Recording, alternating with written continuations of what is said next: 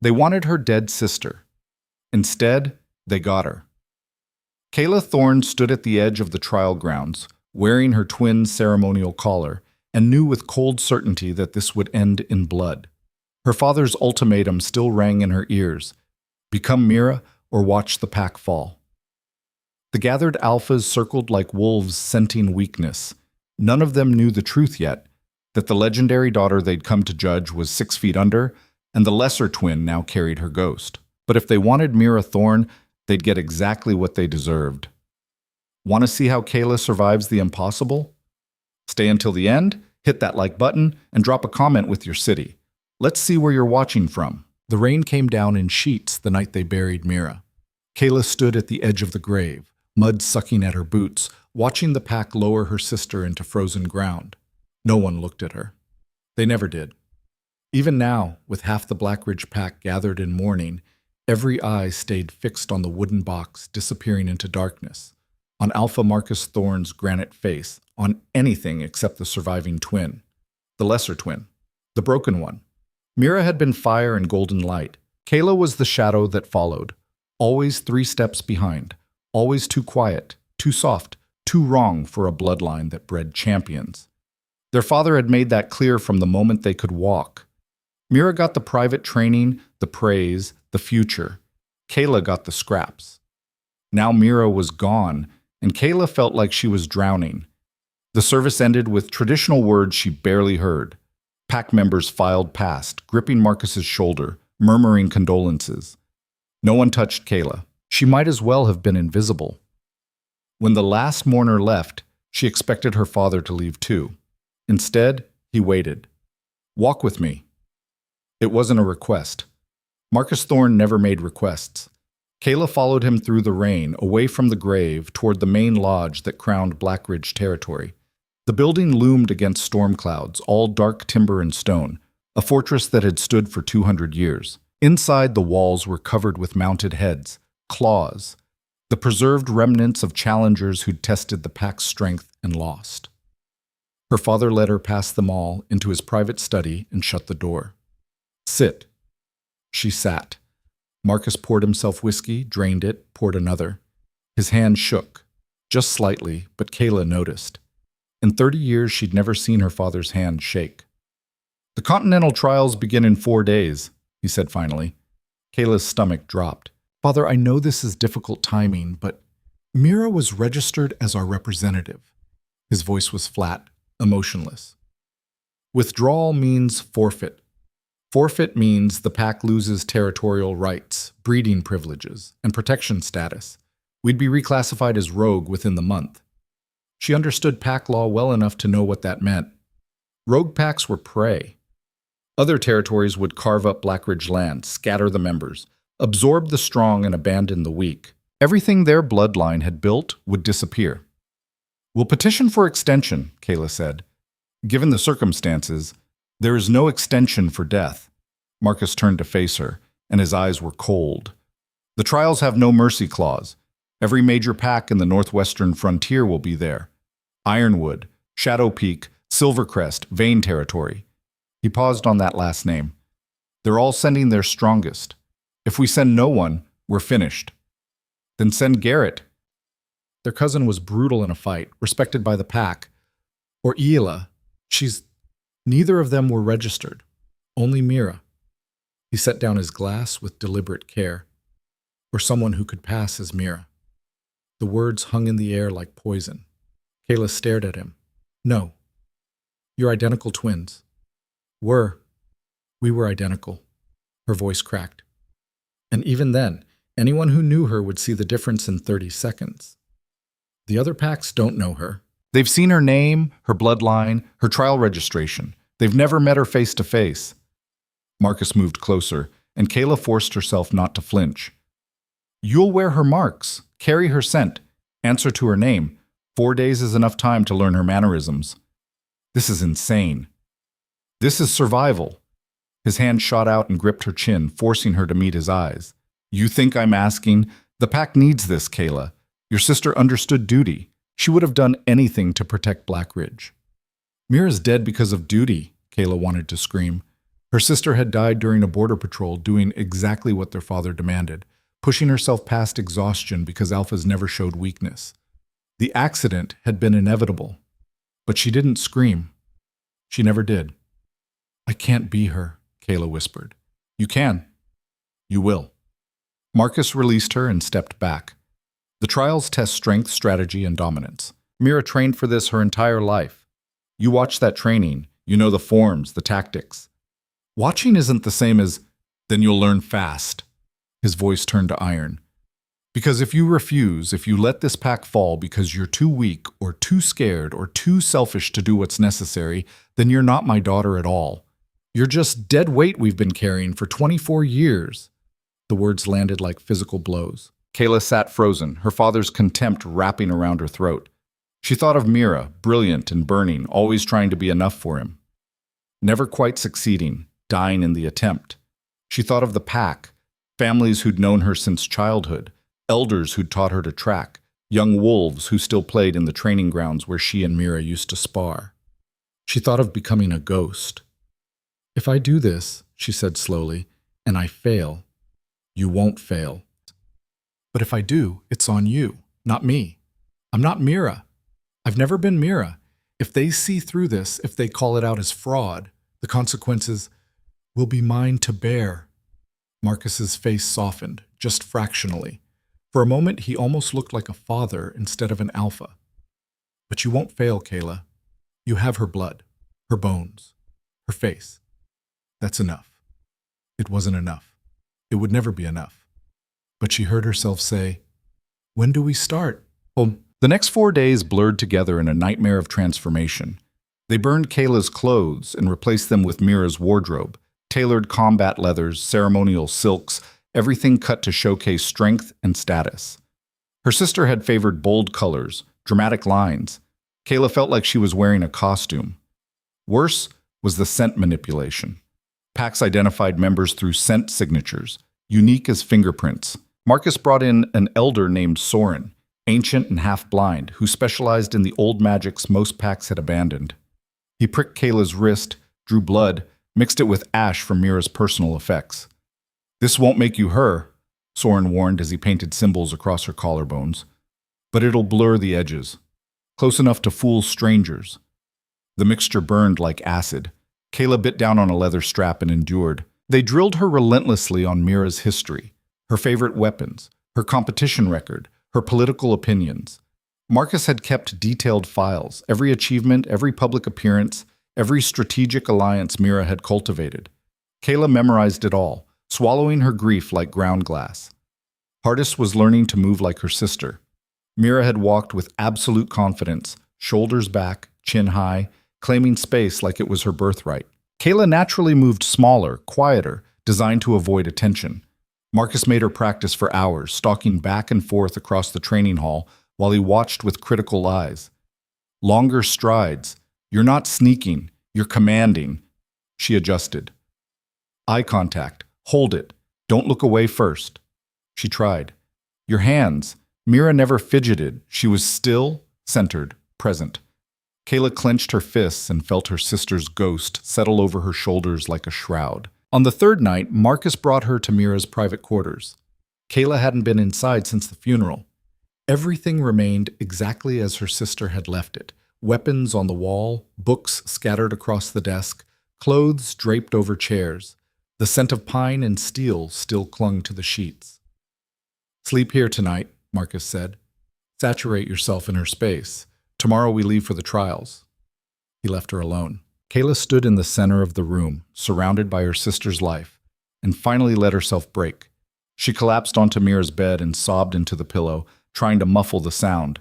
The pack couldn't hear weakness. The pack couldn't know the replacement was fracturing. When the tears stopped, she lay there in darkness and made a decision. If she had to do this, if she had to wear Mira's face and carry her name and pretend to be someone she'd never been, then she'd do it her way. She wouldn't win. Winning meant staying in this role forever, being measured against a ghost, living a lie until it killed her just like it killed Mira. But she couldn't simply forfeit either. That would expose the deception immediately. No, she'd play the game, she'd enter the trials, pass the threshold tests, make it look legitimate. Then she'd fail. strategically, carefully, in ways that looked like honest defeat rather than sabotage. She'd get eliminated, return home, and tell Marcus she'd tried her best. The pack would lose standing, but they wouldn't be destroyed. And she'd be free. It was the only path she could see that didn't end with her erasure. Kaela sat up, wiped her face, and began to plan her own failure. Watch. They traveled north at dawn. The Continental Trials rotated locations each year. This season, they were held at Grey Winter Summit, neutral ground high in the mountain territories where no single pack held dominance. The journey took 2 days by vehicle, then another half day on foot up ancient trails too steep for anything with wheels. Marcus brought a small escort, his beta, Rowan, 2 senior guards, and Kaela, dressed in Mira's ceremonial armor and carrying her sister's paired daggers. They spoke little. Kaela was grateful for the silence. As they climbed, she felt the weight of what was coming. The trials weren't just competition. They were theater, politics, a brutal reminder of hierarchy. Every pack sent their best to prove dominance, forge alliances, or settle old scores. Bloodshed was expected. Deaths were not uncommon. Mira had been preparing for this her whole life. Kaela had 4 days. They reached Grey Winter Summit at sunset on the second day. The site was massive, a natural amphitheater carved into the mountainside, surrounded by ancient pine and stone formations that jutted toward the sky like broken teeth. Temporary camps dotted the perimeter, each flying different pack colors. At the center stood the Elders' platform, where the 3 presiding judges waited. These were alphas who'd retired from active territory management, but still commanded absolute authority during the trials. Their word was law. Their decisions were final. Marcus led them to Blackridge's assigned camp. They set up in tense silence while other packs watched from a distance, sizing up the competition. Kaela kept her head high and her expression cold, exactly as Mira would have done. "Remember," Marcus murmured as he checked her gear, "you're not here to make friends. You're here to prove dominance. Every interaction is a test. Every word is strategy." "I understand." "And Kaela?" He met her eyes. "Don't die. That would be inconvenient." It was probably the closest thing to affection he'd managed in years. That night, she barely slept. The other camps were loud with pre-trial rituals, bone drums, howling, challenges shouted across the dark. Kaela lay in her tent and listened to the sounds of a world that had never wanted her, preparing to judge her in her dead sister's place. Morning came too fast. A horn blast summoned all participants to the central arena. Kaela emerged from her tent in full ceremonial gear, black leather reinforced with steel plates, Mira's daggers crossed at her back, her sister's victory braids woven into her hair. The scent mixture Soren had created clung to her skin. She looked the part. She just had to pray no one looked too close. The arena was already filled with competitors. Kaela counted at least 40 representatives from packs across the frontier territories. Some she recognized from Marcus's briefings. Most were strangers. Then she saw him. Darius Vane stood at the center of a cluster of Vane territory wolves, and even from a distance, Kaela felt the weight of his presence. He was tall, broad-shouldered, with dark hair and eyes like cut stone. Scars traced his jaw and forearms, marks of someone who'd fought hard and survived harder. The Vane pack was legendary. Old blood, old power, old traditions. Darius had claimed alpha status 5 years ago after a brutal succession challenge that left his father broken and exiled. Rumor said he'd rebuilt the pack from near collapse into one of the strongest territories in the Northwest. He was dangerous. And from the way his gaze locked onto Kaela the moment she entered the arena, he was paying attention. She forced herself to look away, to find Blackridge's position among the assembled packs. The elders stepped forward. One of them, a weathered woman named Kaela, raised her hand for silence. "We gather under ancient law," she announced, her voice carrying across the amphitheater. "The Continental Trials exist to test worth, establish hierarchy, and ensure only the strong lead. Over the next 3 days, you will face challenges of combat, strategy, and wisdom. Succeed, and your pack rises. Fail, and you fall." Kaela gestured to the trial grounds behind her, a massive space divided into different zones. Kaela saw weapons racks, obstacle courses, marked combat circles. "The first trial begins at midday. Until then, observe the peace." Any violence outside sanctioned challenges will result in immediate disqualification and exile. The crowd murmured acknowledgement. Registered participants, step forward for marking. Kaela joined the line of competitors approaching the platform. One by one, they received ceremonial paint across their foreheads, pack symbols mixed with individual markers. When her turn came, the elder applying the marks paused. Name? Mira Thorne, Blackridge Pack. The elder studied her face for a long moment. Kaela's heart hammered. Then the woman dipped her brush and painted the symbols with practiced efficiency. Strength be upon you. Kaela stepped back, marked and official, wondering if she'd just crossed a line she could never uncross. The morning stretched into brutal anticipation. Competitors sized each other up, formed alliances, made quiet threats. Kaela stayed with the Blackridge contingent, playing the role of Mira, confident, aloof, untouchable. She noticed Darius Vane watching her 3 separate times. The third time, he walked directly toward her. Marcus tensed.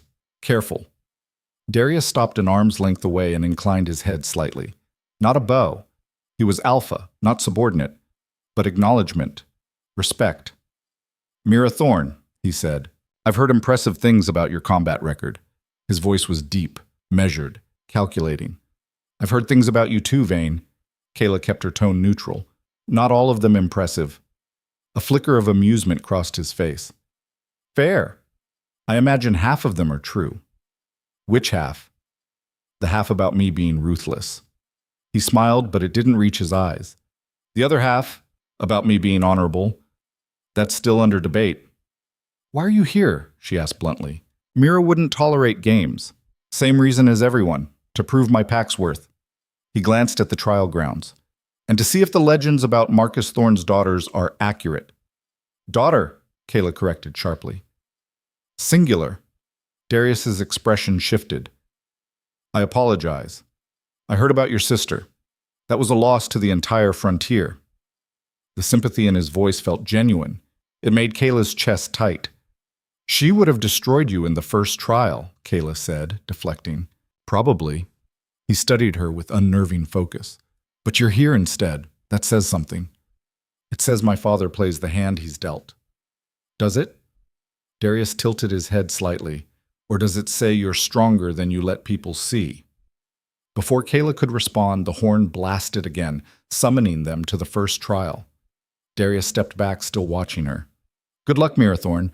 I look forward to seeing what you're really made of.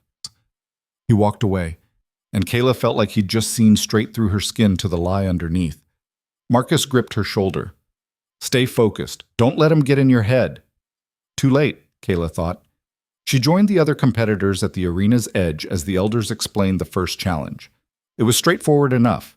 An obstacle course designed to test speed, strength, and tactical thinking. Competitors would run in groups of 5, fastest times advancing to the next round. Kaela was placed in the third heat. She watched the first 2 groups tear through the course with vicious efficiency. These weren't regular wolves playing at dominance. These were elite fighters, bred and trained for exactly this. They moved like violence given form, clearing walls and rope climbs and combat stations with brutal grace. Then it was her turn. Kaela stepped up to the starting line alongside 4 other competitors. One of them, a massive man from Ironwood Pack, sneered at her. This is where Marcus Thorne sends his daughters to die? She ignored him. Focused on the course ahead, on controlled failure. The signal horn blew. They exploded forward. Kaela let herself run fast enough to look legitimate, but slow enough to fall behind. The Ironwood Wolf took an early lead. She paced herself through the first obstacles. Wall climb, rope swing, balance beam, staying solidly in the middle of the pack. Then came the combat station. 4 training dummies, each one requiring a specific takedown technique to pass. Kaela approached the first and executed the strike exactly as Mira would have. Fast, brutal, efficient. The dummy's head snapped back. She moved to the second. That's when she caught movement in her peripheral vision. The Ironwood Wolf had finished his dummies and was circling back. Not toward the next obstacle. Toward her. Hey, Thorne's little princess. He grabbed her shoulder, spinning her around. Not an accidental collision, a deliberate attack. Outside the sanctioned rules, Kaela reacted on pure instinct. She dropped her weight, twisted out of his grip, and drove her elbow into his solar plexus. He grunted, stumbled back. The other competitors had stopped to watch. "That's assault," Kaela said coldly. "Outside the trial parameters. Disqualification offense." The Ironwood Wolf's face went red. "You think hiding behind rules makes you strong?" He lunged again, and Kaela's body moved before her brain caught up. Years of training she'd pretended not to have, lessons learned by watching Mira, instincts she'd buried deep because being weak was safer than being noticed. All of it surfaced in one fluid motion. She sidestepped his charge, hooked his ankle, and used his momentum to slam him face first into the ground. Then she had her dagger out, pressed against his throat. The arena went silent.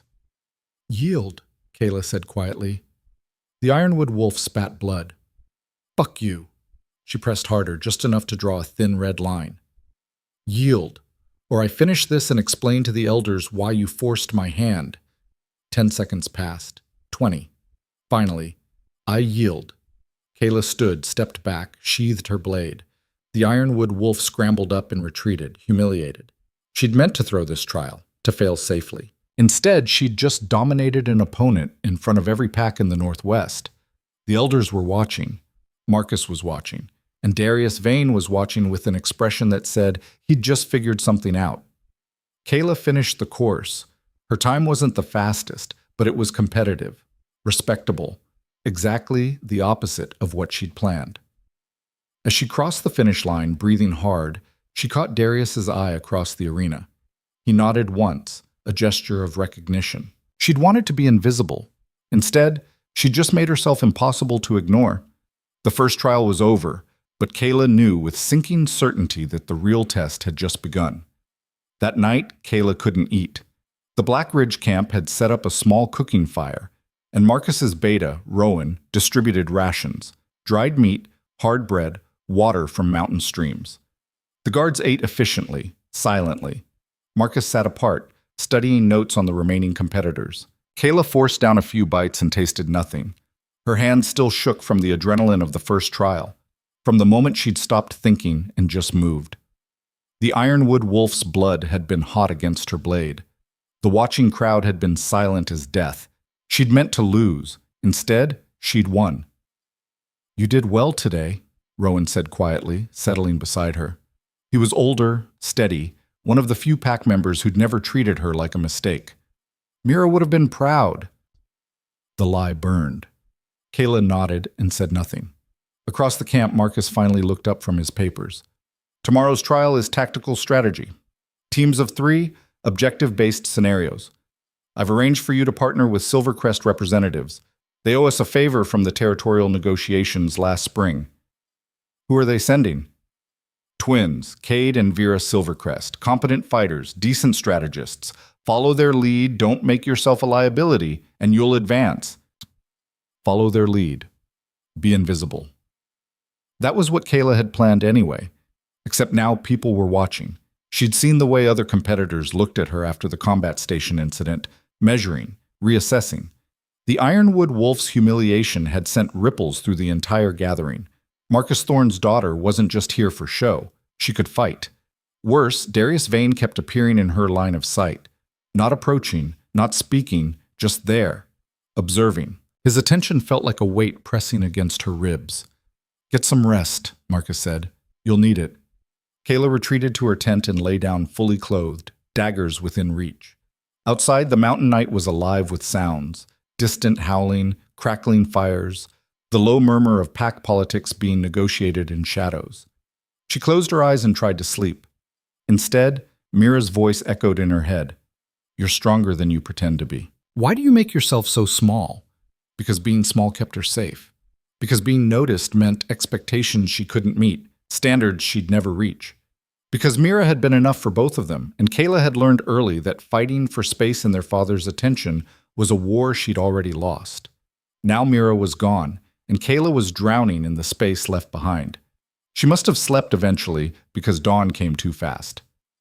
The second trial began at mid-morning. Competitors assembled in the central arena while the elders explained the rules.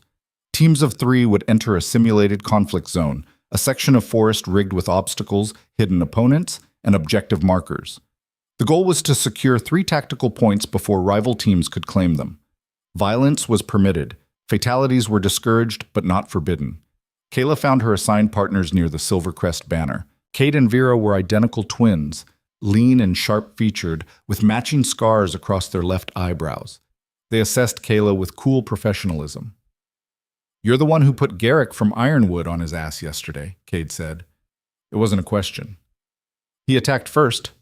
"Yeah, we heard." Vera smiled slightly. "Made quite an impression. Half the camps think you're dangerous. The other half think you got lucky." "Which half are you?" "We don't care either way," Cade said bluntly, "as long as you can follow orders and don't slow us down. This trial is about speed and coordination. We take point A, then B, then C. Fast and clean. Understood?" Kaela nodded. "Understood." They drew their starting position, third heat, middle entry point. Not ideal, but workable.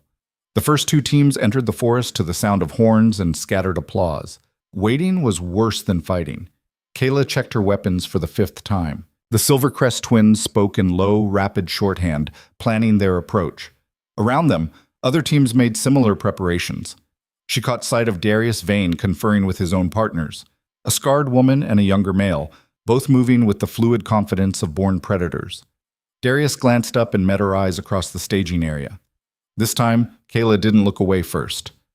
His expression shifted, surprise, maybe, or recognition. Then the horn blasted for the second heat, and the moment broke. "We're up," Vera said. They moved to the entry point. The forest ahead was dense, deliberately designed to limit sight lines and create ambush opportunities. Kayla's heart hammered against her ribs. The signal came. They plunged into shadows. Cade took lead, moving fast through underbrush with Vera flanking right. Kaela fell into position on the left, scanning for threats. The first objective marker was supposed to be north, marked by a red flag on elevated ground. They covered 50 yards before the first trap triggered. A net exploded from the canopy, weighted and fast. Cade dove left, Vera right. Kaela dropped and rolled, feeling rope scrape across her shoulders. The net crashed down inches behind her. "Contact," Vera hissed. Two opponents emerged from cover. Pack markers identified them as Shadow Peak territory. They moved to flank, weapons drawn. Cade engaged the first without hesitation, blades clashing. Vera circled to intercept the second.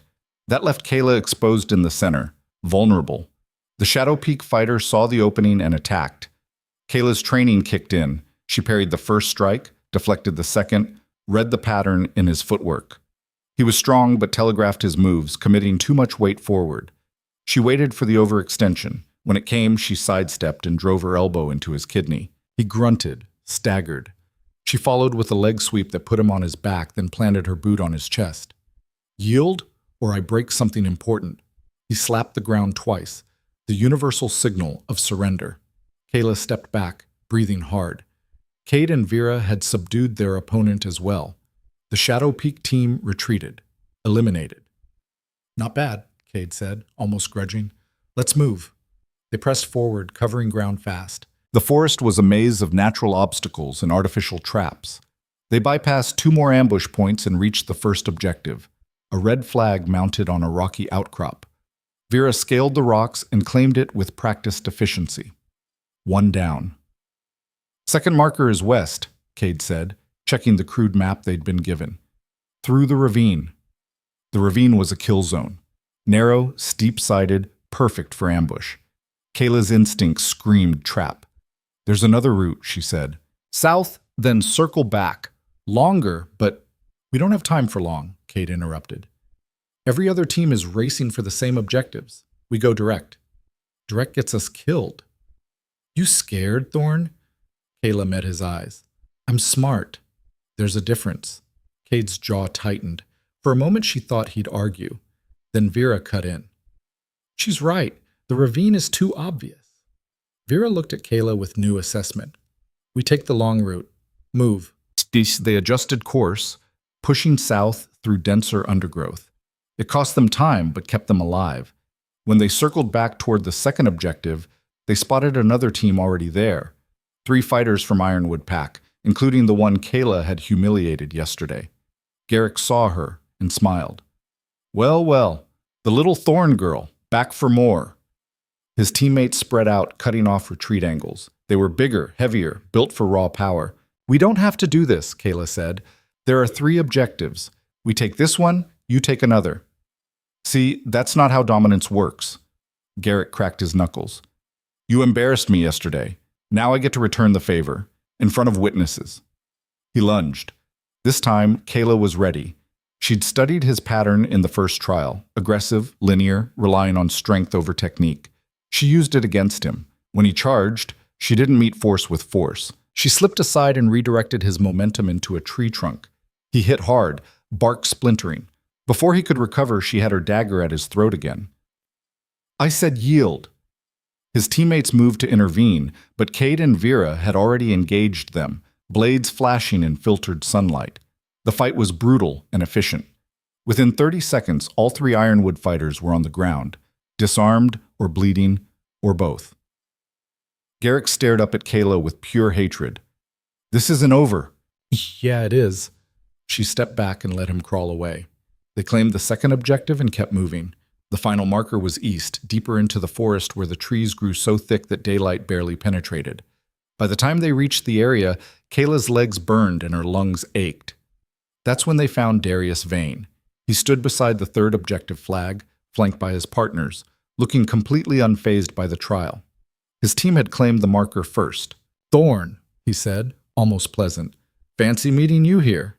Cade swore under his breath. Vera's hand went to her weapon. Kaela stepped forward slowly, keeping her body language non-threatening. That's our objective. Was your objective. Now it's ours. Darius tilted his head. You're welcome to try taking it, but I'd advise against it. 3 on 3, Cade said. Even odds. Are they? Darius's scarred partner shifted her stance, and suddenly Kaela saw the trap. They weren't alone. 2 more Vane Pack fighters emerged from the trees behind them, cutting off retreat, 5 against 3. Not even close to even. Vera tensed. We can fight. We'd lose, Kaela said quietly. She looked at Darius. You already had this position secured.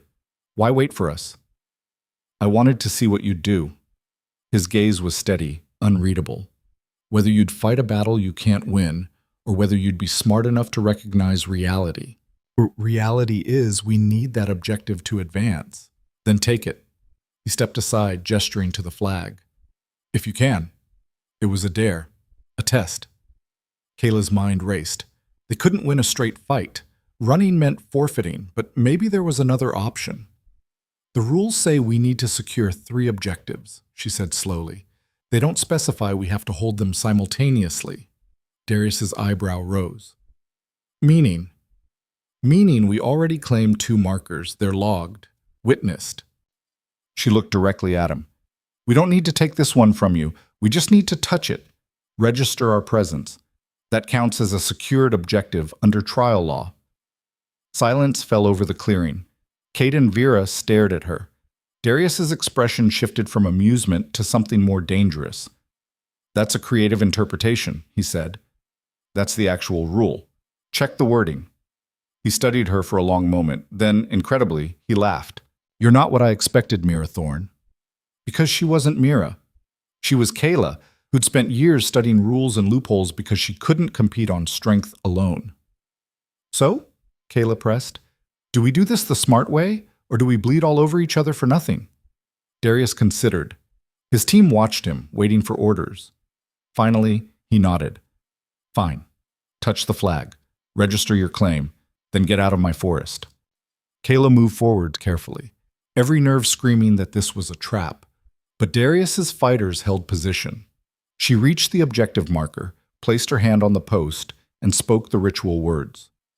Claimed by Blackridge Pack, witnessed under trial law. The marker pulsed once, magical confirmation that the claim was logged. Cade and Vera followed suit, touching the post and speaking the words.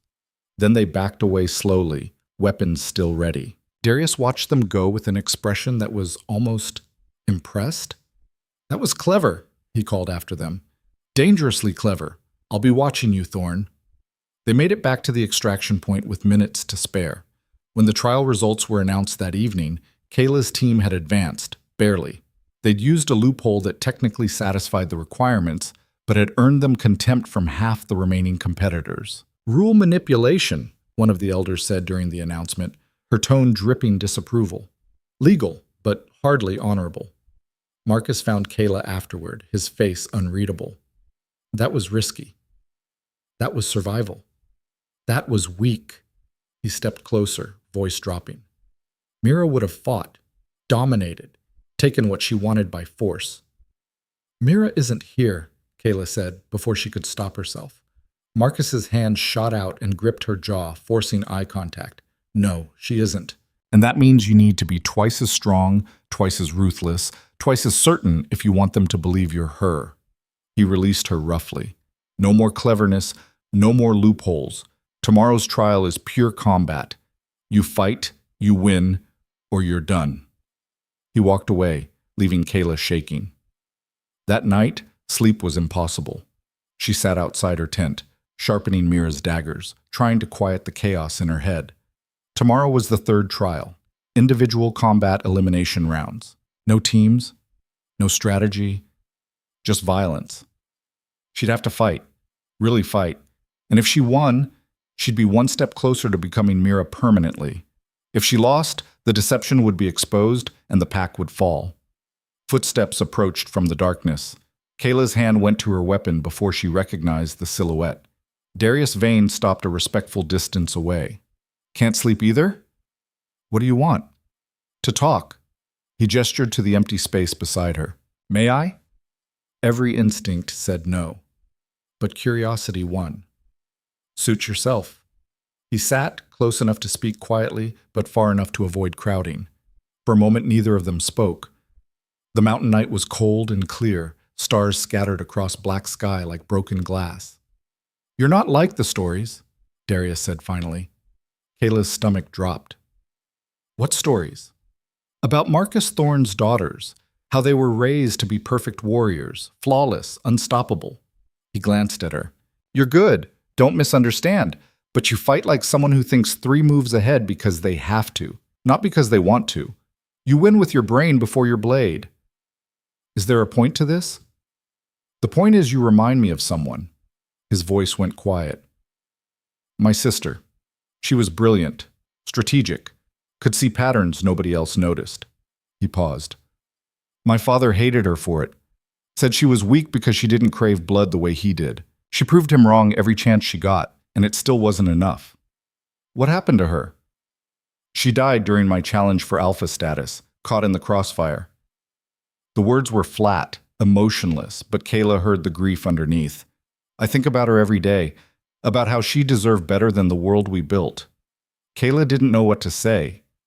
The honesty in his voice felt like a trap, but also like an opening. "Why are you telling me this?" Darius met her eyes. "Because I see the same thing in you. Someone brilliant pretending to be something they're not. Someone carrying weight that isn't theirs to carry." Her heart stopped. "I don't know what you're talking about." "Don't you?" He leaned forward slightly. "You move wrong, Mira Thorne. Your stance is textbook perfect, but it's learned, not instinctive. You hesitate half a second before responding to your own name. Your scent signature is off, like someone tried to paint over the original and didn't quite match the colors." Kayla's hand drifted toward her dagger. "Careful. I'm not threatening you." Darius held up his hands, palms out. "I'm observing you. And here's what I see. Someone who's terrified of being discovered, which means there's something to discover." "You're wrong." "Am I?" He stood, brushing dirt from his pants. "Then prove it. Tomorrow's combat trial. If you're really Mira Thorne, legendary warrior, you'll fight like your life depends on it. You'll be vicious and unstoppable and certain." He started to walk away, then paused. "But if you're not, if you're someone else wearing her skin, then you're going to hesitate. And that hesitation is going to get you killed." He disappeared into darkness, leaving Kaela alone with her racing thoughts. He knew, or suspected. Either way, she was compromised. She should tell Marcus, should warn him that their deception was unraveling. But part of her, the part that was tired of lies and performance and carrying ghosts, wondered if exposure might be a mercy. The third trial began at dawn. Individual combat. Single elimination. Lose, and you were done. Kaela stood in the staging area with the other remaining competitors, watching the brackets being announced. She'd been paired against a fighter from Shadow Peak, a woman named Renna, with a reputation for brutal efficiency. Marcus appeared at her shoulder. Renna's strong but predictable. She relies on overwhelming force. Use her momentum against her. I know. Do you? His voice was hard. Because yesterday you played games instead of fighting. Today there are no loopholes. You win, or we're finished. The first matches began. Kaela watched competitors tear into each other with savage intensity. These weren't sparring sessions. Blood spilled into the dirt. Bones broke. One fighter from a minor pack went down and didn't get back up, carried off by medics. Her match was fifth. When her name was called, Kaela stepped into the combat circle. Renna waited on the opposite side, rolling her shoulders, warming up. She was taller, heavier, built like a siege weapon. The crowd pressed close. Kaela spotted Marcus watching with cold intensity. Darius stood further back, his expression unreadable. The elder presiding over the match raised her hand. Standard rules. Fight until yield, unconsciousness, or death. Begin. Renna charged immediately. Kaela sidestepped, but barely. The woman was faster than she looked. A fist grazed Kaela's ribs, sending pain shooting through her side. She rolled with the impact, creating distance. Come on, Thorn, someone shouted from the crowd. Show us what you've got. Renna attacked again, a combination of strikes designed to overwhelm. Kaela blocked, parried, gave ground. She was playing defense, reading patterns, looking for openings, but Renna wasn't giving her any. A punch connected with Kaela's jaw, snapping her head back.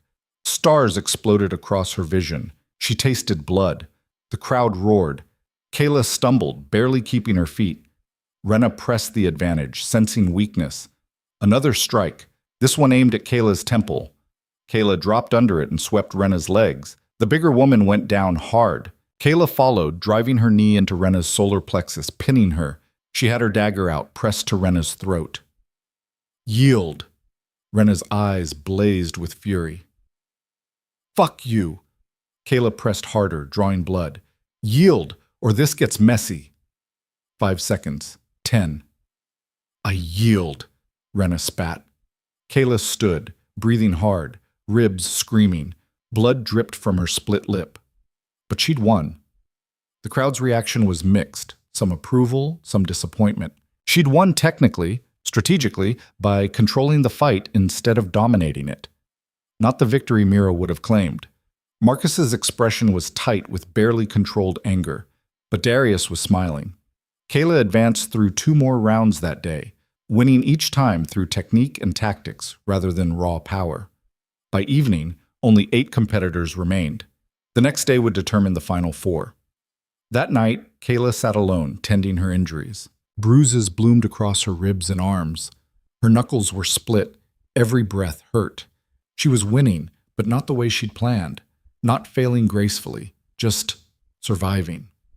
Marcus hadn't spoken to her since the last match. Footsteps approached her tent.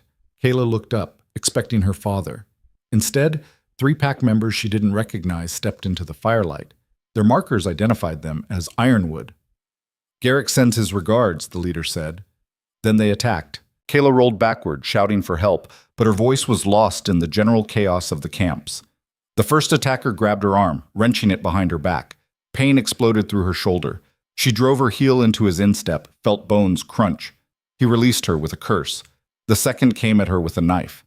Kaela barely dodged, the blade slicing through her sleeve and drawing blood. She kicked out, connected with his knee. He went down.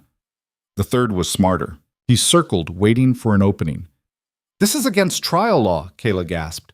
Attack outside sanctioned. Who's going to report it? You'll be dead. He lunged. Kaela met him with Mira's dagger, the blade she'd carried through every trial. They grappled, strength against strength. He was bigger, stronger. But she was more desperate. She twisted, used his weight against him, drove the dagger into his shoulder. Not fatal, but enough. He screamed and fell back. The other 2 grabbed their wounded friend and ran. Kaela collapsed, shaking violently. Blood soaked her sleeve. Her shoulder throbbed where it had been wrenched. She'd survived. Barely. But now she understood the message.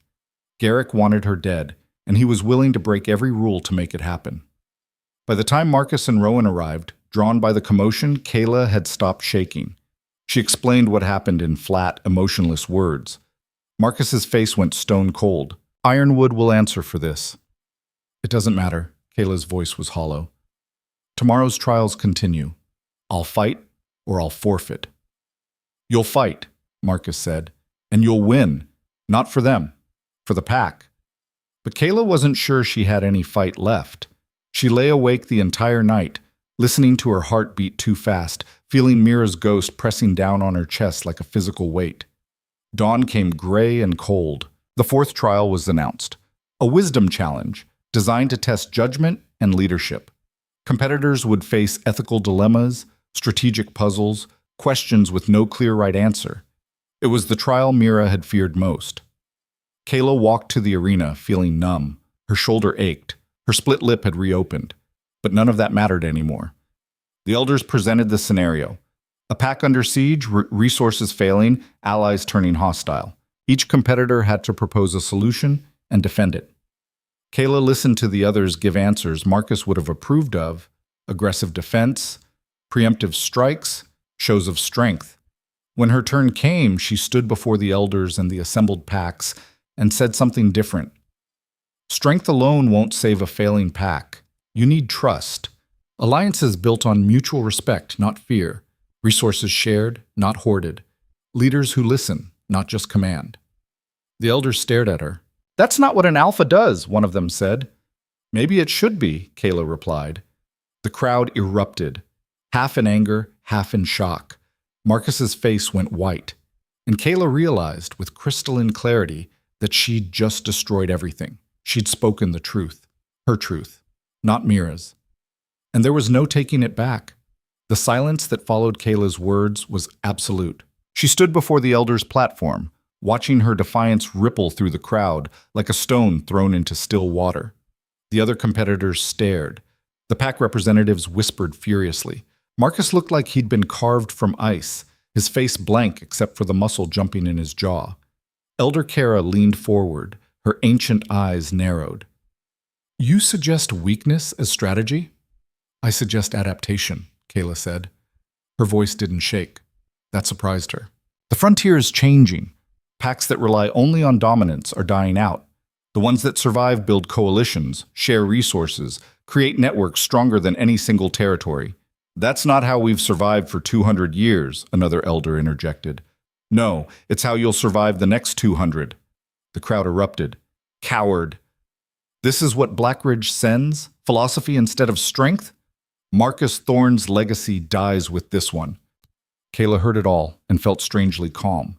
She'd broken character, shattered the illusion. There was no coming back from this. No way to pretend she was Mira now. Her sister would have answered with fire and dominance, with certainty that their father's way was the only way. Kaela had offered something different, something honest, and the world was rejecting it. Enough! Kara's voice cut through the noise like a blade. The crowd fell silent. The elder studied Kaela with an expression that might have been curiosity or contempt. Your answer is unconventional. We will deliberate. The elders withdrew to confer in low voices. Kaela stood alone in the center of the arena, exposed and exhausted. Her shoulder throbbed where the ironwood attackers had wrenched it. Blood from her split lip had dried on her chin. She must have looked half broken. Maybe she was. Movement in her peripheral vision. Darius Vane had stepped closer to the arena's edge, his expression unreadable. Their eyes met for a brief moment, and she saw something there. Not judgment, but recognition. Like he'd been waiting for this moment, for her mask to crack. Then Marcus was there, gripping her arm hard enough to bruise, dragging her away from the platform toward the Blackridge camp. What the hell was that? His voice was barely controlled fury. The truth. The truth? He shoved her against a tree trunk, one hand braced beside her head, caging her in. You just destroyed everything. Do you understand that? Everything your sister died for, everything this pack has built. Mira died because of what this pack built, Kaela shot back. Because you pushed her past breaking. Because being strong wasn't ever enough. Because she had to be perfect, and perfect isn't human. His hand cracked across her face. The slap echoed in the sudden stillness. Kayla's head snapped to the side, cheek burning. When she looked back at her father, his hand was shaking. "You don't get to speak about her," Marcus said, voice low and dangerous. "You don't get to use her death to justify your weakness. She was worth 10 of you." Something inside Kaela broke. Not her spirit, that had been breaking slowly for years, but the last fragile thread connecting her to the man who should have been her father. "I know," she whispered. "I've always known." For just a second, something flickered in Marcus's eyes. Regret, maybe, or recognition of the damage he'd done. But it vanished as quickly as it appeared. "The elders are deliberating. If they disqualify you, we're done. The pack loses everything." He released her and stepped back. "Pray they don't see through you completely." He walked away, leaving Kaela leaning against the tree, tasting blood and bile. Rowan appeared moments later, his weathered face creased with concern. "Let me see that shoulder." She let him check the injury from last night's attack. His touch was gentle, professional. He'd been pack medic for 20 years, had probably patched up more wounds than anyone alive. "It's not dislocated, but you've torn something," he said quietly. "You shouldn't be fighting. I don't think I'll have to worry about that much longer." "Kaela, don't." She pulled away from his hands. "Don't try to comfort me. Don't tell me it'll be okay. We both know what happens when they find out." "Find out what?" She almost laughed. "You know, I can see it in your face. You've known from the beginning." Rowan was silent for a long moment. Then he sighed, suddenly looking every one of his 50-odd years. "You move like her, sound like her, most of the time. But your eyes—" He shook his head. "Mira's eyes were always looking ahead, toward the next fight. Yours are always looking back." "Why didn't you say anything?" "Because Marcus needed this to work. The pack needed it." He met her gaze. "And because maybe I hoped you'd surprise us. Become what he needed you to be." "I can't be her." "No," Rowan agreed. "You can't, but maybe you don't have to be." Before Kaela could ask what he meant, a horn blast summoned everyone back to the arena. The elders had reached their decision. Kaela walked back to the platform on unsteady legs. The other competitors had already assembled, watching her with expressions ranging from contempt to curiosity. Marcus stood with the Black Ridge contingent, his face carved from granite. Darius Vane was watching too, but his expression was different, thoughtful, waiting. Elder Kara stepped forward. "The wisdom trial is complete. We have evaluated each answer based on strategic merit, leadership quality, and adherence to pack law." She paused, letting tension build. The competitor from Shadow Peak demonstrated strength, but lacks vision. The Silvercrest representative showed tactical awareness, but insufficient adaptability. Ironwood's answer was acceptable, but unremarkable. Kara's gaze moved to Kaela. Mira Thorne of Blackridge provided an answer that challenges tradition. Some among us view this as dangerous innovation. Others see it as weakness disguised as wisdom. Another pause. However, wisdom is not measured by conformity. It is measured by the ability to see what others cannot, to adapt where others would break. Kayla's heart hammered against her ribs. Therefore, Mira Thorne advances to the final trial. The crowd's reaction was immediate and violent, half cheered, half protested. Arguments erupted between pack representatives. Someone threw something, Kaela didn't see what, that shattered against the platform. "Order!" Kara's voice cracked like thunder. "The decision is made. Challenge it and face exile." Slowly, reluctantly, the chaos subsided. But Kaela barely heard it. She'd advanced. Somehow, impossibly, her honesty had been rewarded instead of punished. She looked at Marcus. His expression was unreadable. She looked at Darius. He nodded once, something like approval in his eyes. "The final trial begins tomorrow at dawn," Kara announced. 4 competitors remain. Tomorrow, we determine who leads, who follows, and who falls. The crowd dispersed slowly, still muttering. Kaela tried to make her way back to camp, but a hand caught her arm. She spun, ready to fight, and found herself face to face with Darius Vane. "Walk with me," he said. Not a command, a request. She should refuse, should stay with her pack, prepare for tomorrow, maintain distance from the one person who'd already seen too much. Instead, she found herself nodding. They walked away from the camps, into the forest where the trees grew thick and the sounds of the gathering faded to distant murmurs. Darius didn't speak until they were completely alone. "That took courage," he said finally. "What you said back there, that was stupidity." "No, stupidity would have been lying convincingly." He stopped, turning to face her. "You told the truth instead, even knowing it would cost you." Kaela's throat tightened. "Why do you care?" "Because I've spent 5 years rebuilding my pack from the ruins my father left behind. 5 years trying to prove there's another way to lead that doesn't involve breaking everyone around you." Darius stepped closer. "And because I know exactly what it's like to wear someone else's expectations like a noose." She should walk away, should protect what little remained of her cover. But she was so tired of lying. "I'm not her," Kaela whispered. "I'm not Mira." "I know." The words hung between them like a blade. "How long have you known?" she asked. "Since the first trial, maybe before." He tilted his head slightly. "You want me to guess?" "Kaela, the twin sister who supposedly died 3 weeks ago." Her breath caught. "How?" "I do my research. When Marcus Thorne registered Mira for the trials, I looked into the Blackridge Pack's recent history. Found the death notice for a daughter. Found it interesting that the surviving twin never appeared publicly." His eyes were steady, calm. "Then I saw you fight, and I saw someone brilliant trying very hard to look ordinary. Someone carrying grief like a physical weight. Someone pretending to be someone they're not." Kaela's mind raced. "Are you going to expose me? Should I? It would destroy my pack. Marcus would be disgraced. Blackridge would lose everything." "Yes, it would." Darius studied her. "But that's not really your concern, is it? You never wanted this. You're here because he forced you, because he saw his daughter as a tool to be used instead of a person to be protected." The accuracy of his words made her chest ache. "What do you want?" Kaela asked. "I want to know what you want, not what your father wants, not what the pack needs. What do you want, Kaela?" No one had ever asked her that, not once in 24 years.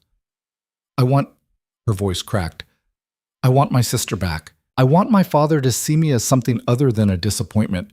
I want to stop pretending to be someone I'm not." She met his eyes. "But I can't have any of those things, so I'll settle for surviving tomorrow and getting out of here alive." "And then what? Go back to being invisible while Marcus finds another way to use you? What choice do I have?" Darius was quiet for a moment. Then he said, "There's an old law, ancient pack law that predates the modern trials. If someone is facing exile or execution, another alpha can claim them as a mate.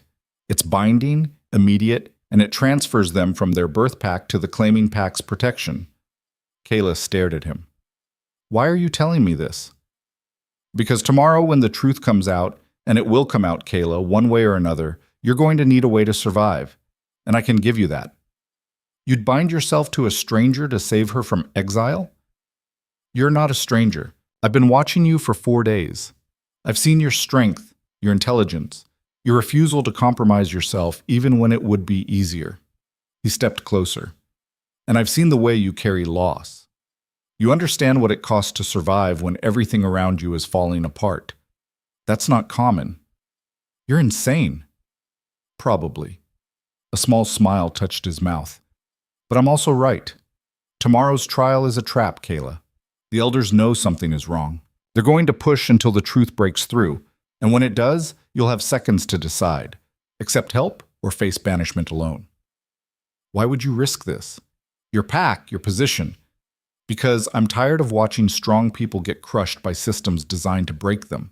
And because," he paused, "because my sister would have liked you. She would have seen the same thing I see." Kaela's eyes burned. She blinked hard, refusing to cry. "I can't ask you to sacrifice yourself for me." "You're not asking. I'm offering." Darius's expression turned serious. "Think about it tonight. If you decide you'd rather face exile alone, I'll respect that. But if you want a way out, a way to survive this with your life and dignity intact, the option exists." He started to walk away, then paused. For what it's worth, Kaela, you're nothing like your sister, and that's not an insult. Then he was gone, leaving her alone in the forest with a choice she'd never expected to have. Kaela returned to camp as darkness fell. Marcus was waiting, his face still unreadable. Tomorrow is combat, he said without preamble. Final elimination. 4 competitors, 1 winner. You'll fight until you can't fight anymore, and then you'll fight harder. And if I lose? You won't? But if I do, then we're finished, and it won't matter anyway. He studied her. What did Vane want? Kaela's heart skipped. To congratulate me on advancing. He's playing an angle. Everyone is.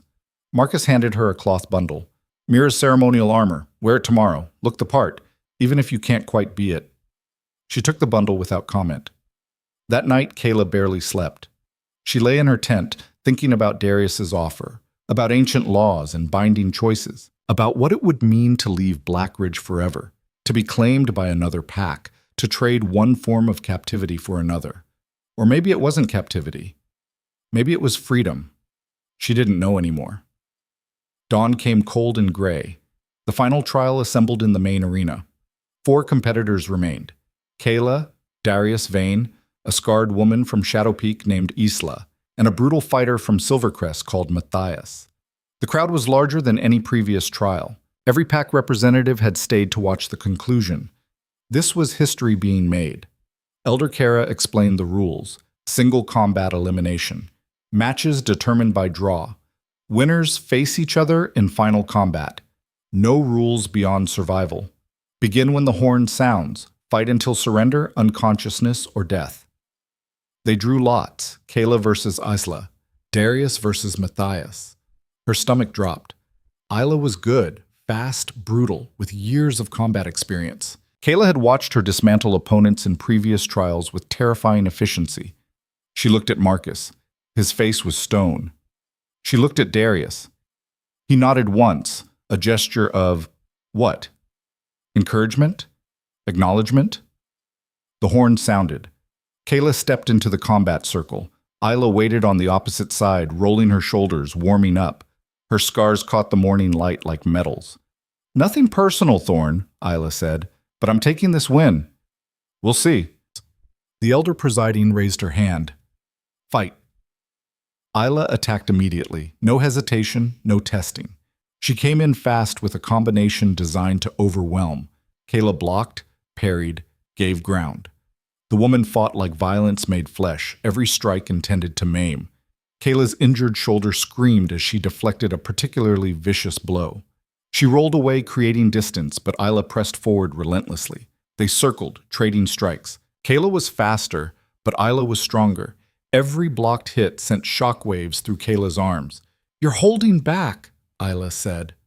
Why? Because Kaela didn't want to win. Didn't want to be here, didn't want any of this. But if she lost now, she'd be exposed. And if she was exposed, everything would collapse. Isla lunged. Kaela sidestepped and drove her elbow into the woman's ribs. Isla grunted, but didn't slow. She spun and caught Kaela with a backhand that sent her stumbling. Blood filled Kaela's mouth. The crowd roared. She looked up and saw Marcus watching with cold intensity. Saw the other pack representatives leaning forward, hungry for blood. Saw Darius, his expression tight with something that looked like concern. Isla came at her again. This time Kaela stopped thinking, stopped calculating. She let her body move on instinct, on every lesson she'd pretended not to learn, every skill she'd hidden to avoid attention. She became someone else. Not Mira, not the broken twin. Someone new. Someone dangerous. She met Isla's next attack and turned it against her, using the woman's momentum to throw her off balance. Then Kaela was inside her guard, delivering precise strikes to vulnerable points: solar plexus, kidney, inner thigh. Isla stumbled, surprised. Kaela pressed the advantage, moving faster now, reading patterns, exploiting weaknesses. They fought for what felt like hours but was probably minutes. Brutal, exhausting minutes. Finally, Kaela found an opening. She swept Isla's legs, followed her down, and had her blade against the woman's throat. Yield! Isla's eyes blazed. Go to hell! Kaela pressed the blade harder. Yield or I make you. 10 seconds. 20. I yield, Isla spat. Kaela stood, breathing hard, ribs heaving. She'd won. The crowd's reaction was deafening. She stumbled out of the combat circle, legs shaking. Rowan appeared with water and bandages, checking her injuries with practiced efficiency. That was incredible, he murmured. Kaela didn't feel incredible. She felt hollow. The second match began. Darius versus Matthias. It was over in under 3 minutes. Darius fought with brutal efficiency. No wasted movement, no hesitation. Matthias was strong but predictable. Darius dismantled him systematically, then forced the yield with a chokehold that left Matthias unconscious. The crowd went wild. Now it was down to 2. Kaela versus Darius. The final match. They were given 10 minutes to rest and prepare. Kaela sat in the Black Ridge corner, letting Rowan wrap her ribs and check her shoulder. Everything hurt. Marcus appeared, crouching beside her. You're going to win this. He's better than me. He's stronger, but you're smarter. Use that. Marcus gripped her shoulder, the injured one, hard enough to make her gasp. This is it, Kaela. Everything comes down to this fight. Win, and we survive. Lose, and Black Ridge falls. No pressure, then. His expression softened fractionally. You've surprised me. I didn't think you had this in you. It wasn't quite approval, but it was closer than she'd ever gotten. The horn sounded. Time was up. Kaela walked to the combat circle on unsteady legs. Darius waited on the opposite side, looking calm and centered. Their eyes met across the distance. She thought about his offer, about binding and escape, about choosing her own path instead of having it chosen for her. Elder Kaela stepped forward. Final combat. The winner claims dominance and brings honor to their pack. The loser loses everything. She raised her hand. Begin. For a moment, neither of them moved. Then Darius spoke, loud enough for everyone to hear. Before we begin, I have something to say. Confusion rippled through the crowd. The elders frowned. That woman is not Mira Thorne. The world stopped. Kaela's heart slammed against her ribs as every eye in the arena turned to her. The silence was absolute, crushing. Darius continued, his voice carrying across the amphitheater. Mira Thorne died 3 weeks ago. The woman standing before you is her twin sister, Kaela. Marcus Thorne forced her to take Mira's place, to deceive this gathering, to commit fraud against sacred trial law. The silence shattered into chaos. Pack representatives surged to their feet, shouting. The elders called for order. Marcus stood frozen, his face drained of color. Kaela couldn't move, couldn't breathe. Everything was collapsing. Elder Kaela's voice cut through the noise. Silence! Gradually, reluctantly, the crowd quieted. Kaela turned to Kaela, her ancient eyes burning. Is this true? Kaela looked at Marcus. He was staring at her, and for the first time in her life, she saw fear in her father's face. She looked at Darius. He nodded once, a gesture of encouragement. Then she looked at the elders and spoke the words that would destroy everything. Yes, it's true. I'm Kaela Thorne. My sister died, and my father forced me to take her place. I never wanted this. I never wanted any of this. Her voice grew stronger. I came here wearing her face because I was told the pack would fall if I didn't. But I can't be her. I won't be her. Not anymore. The arena erupted again. This time the noise was violent, ugly. Accusations flew. Pack representatives demanded punishment, exile, blood. Marcus tried to speak, to defend himself, but no one was listening. Elder Kaela raised her hand. Fraud against trial law carries one penalty, exile and banishment. Kaela Thorne, you are hereby. I claim her. Darius's voice rang out clear and absolute. The crowd fell silent again, shocked. Under ancient pack law, I claim Kaela Thorne as my mate. She is now under Vane territory protection. Any action against her is an action against my pack. Kaela stared at him. You claim a fraud? A deceiver? I claim someone who was forced into an impossible situation and survived it with more grace and courage than most warriors show in a lifetime. Darius walked forward until he stood beside Kaela. She's mine now, protected under the oldest laws we have. Challenge that, and you challenge me. No one moved. The bond took effect immediately. Kaela felt it, a strange pulling sensation in her chest, like invisible threads connecting her to Darius. The magic was old, primal, undeniable. She was no longer Black Ridge Pack. She was Vayne territory. Marcus found his voice finally. "You can't." "I already did." Darius's expression was granite. "And you, Marcus Thorne, will answer for what you've done. Forcing your daughter into deception, risking her life, treating her as a tool instead of a person. The elders will determine your punishment." Kara's face was severe. "Marcus Thorne, you have violated sacred law. You have brought deception and fraud to these trials. You will face judgment." But Kaela barely heard it. She was staring at Darius, at the man who'd just bound himself to her forever to save her life. "Why?" she whispered. "Because someone should have protected you a long time ago." He held out his hand. "Come on, let's get out of here." She took his hand, and together they walked out of the arena while the world burned behind them. The walk away from the arena felt endless. Kayla's hand remained in Darius's grip as they navigated through the shocked, whispering crowd. Pack representatives parted before them like water around stone, some staring with open hostility, others with something that might have been awe or fear. The mate bond hummed between them, a living thing she didn't understand, connecting her to a man she barely knew. Behind them, the chaos continued. She heard Marcus's voice rising above the din, heard the elders demanding order, heard her father's world collapsing in real time. She should feel guilty, triumphant. Something. Instead, she felt numb. Darius led her past the camps, away from the gathering, into the forest where the trees grew thick enough to muffle sound. Only when they were completely alone did he release her hand and step back, giving her space. "Are you okay?" he asked. Kaela stared at him. "You just bound yourself to me for life, to save me from exile, and you're asking if I'm okay?" "Yes." "I don't even know you." "You know enough."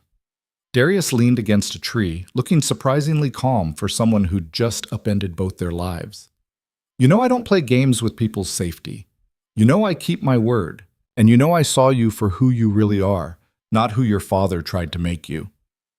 "This bond," Kaela touched her chest where the pulling sensation centered. "It's permanent?" "Yes.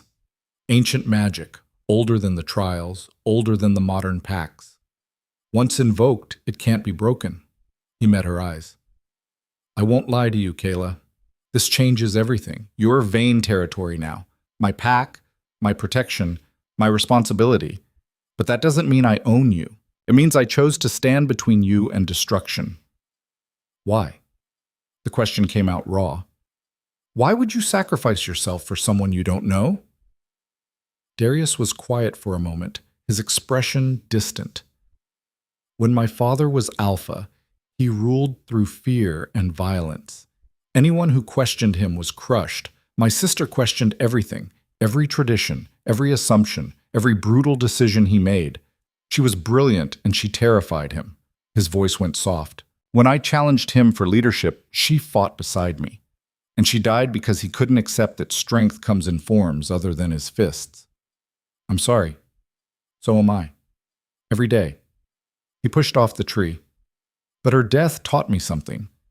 Systems built on dominance alone eventually collapse. They consume the people trapped inside them. Your father built that kind of system, and you were being consumed by it." He stepped closer. "I couldn't save my sister, but I could save you." Kayla's throat tightened. "This isn't salvation. It's another cage." "Then help me build something different." The intensity in his voice caught her off guard. "I've spent 5 years trying to reshape Vayne territory into something better, something that values intelligence and strategy as much as raw power. But I'm one person, and change is slow. You understand what it's like to be underestimated, overlooked, forced into roles that don't fit. That perspective is rare, valuable. You want me to help you run your pack? I want you to be my partner, real partnership, not performance, not someone playing a role." He held her gaze. "The mate bond makes us equals in the eyes of pack law. You have as much authority as I do. Use it. Question me. Challenge me. Help me build something worth protecting." It was insane. Impossible. everything she'd never dared to want. I don't know how to lead. Neither did I when I started. We'll figure it out together. Darius extended his hand again.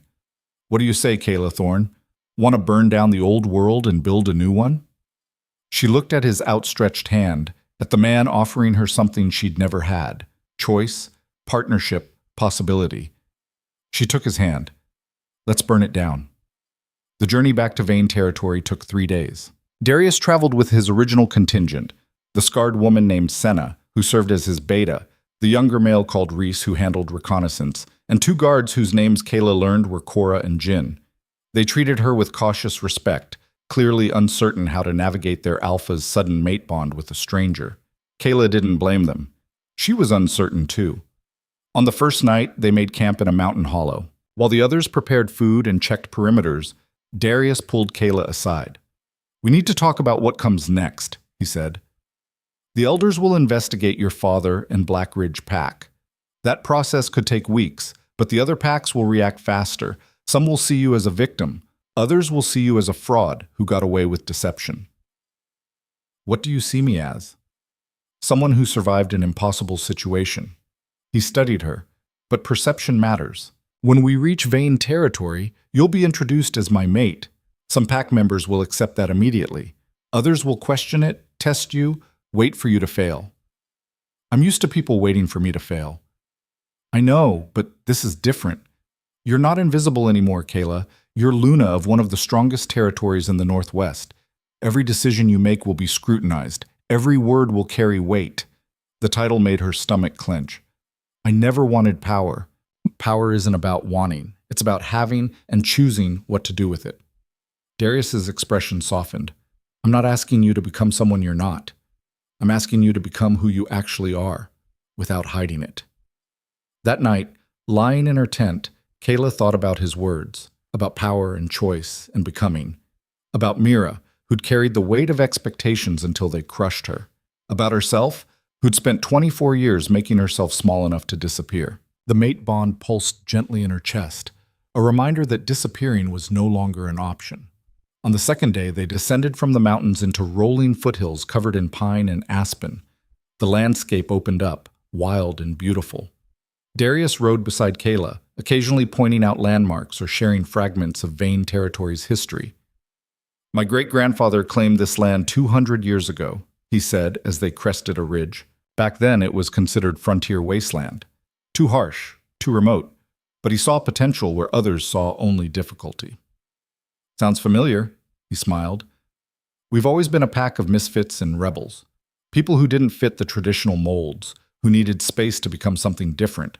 My father tried to stamp that out, tried to make us into a standard dominance-based pack, nearly destroyed everything in the process. What did you do when you took over? Listened. The simplicity of the answer surprised her. I spent the first year just listening to what people needed, what they feared, what they wanted to build.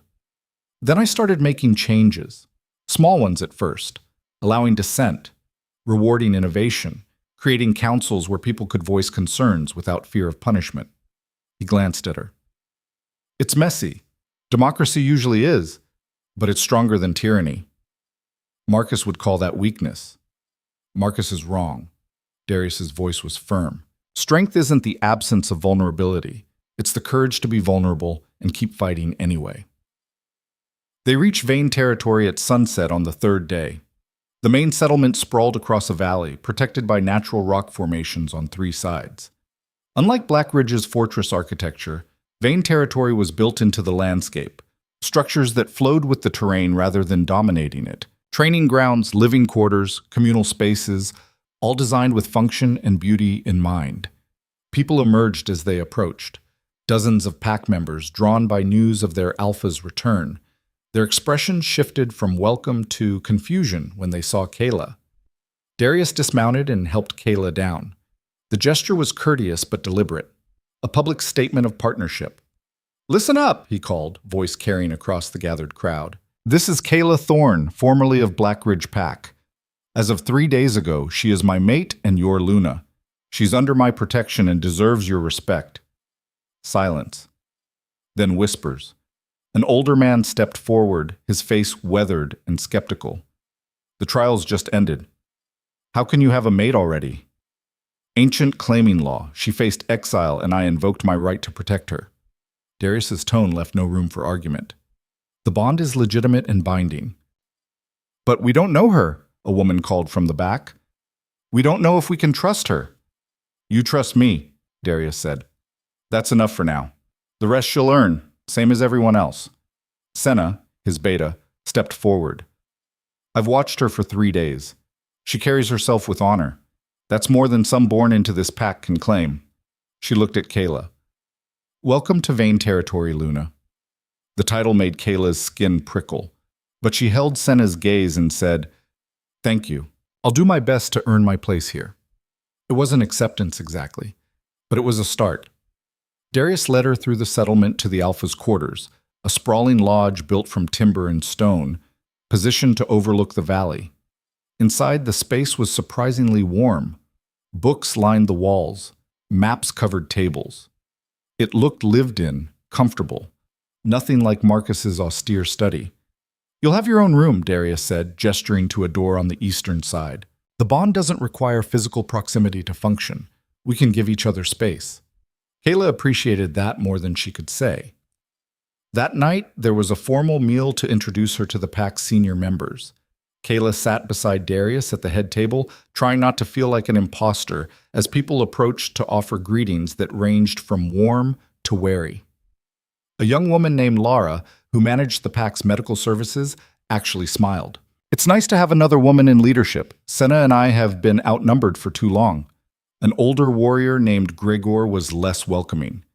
Thorn blood carries ambition and ruthlessness. How do we know you're different from your father? You don't? Kaela said honestly, but I'm not asking you to trust me based on my name. Judge me by my actions. Gregor studied her for a long moment, then nodded grudgingly. The meal stretched late into the evening. By the time people began dispersing, Kaela's face hurt from maintaining composure. She retreated to the room Darius had provided, smaller than she expected, but comfortable. A bed, a desk, windows overlooking the valley. She collapsed onto the bed, exhausted. A knock at the door. It's me, Darius called. Can I come in? Yes. He entered carrying 2 cups of something that smelled like herbal tea. Lara sent these?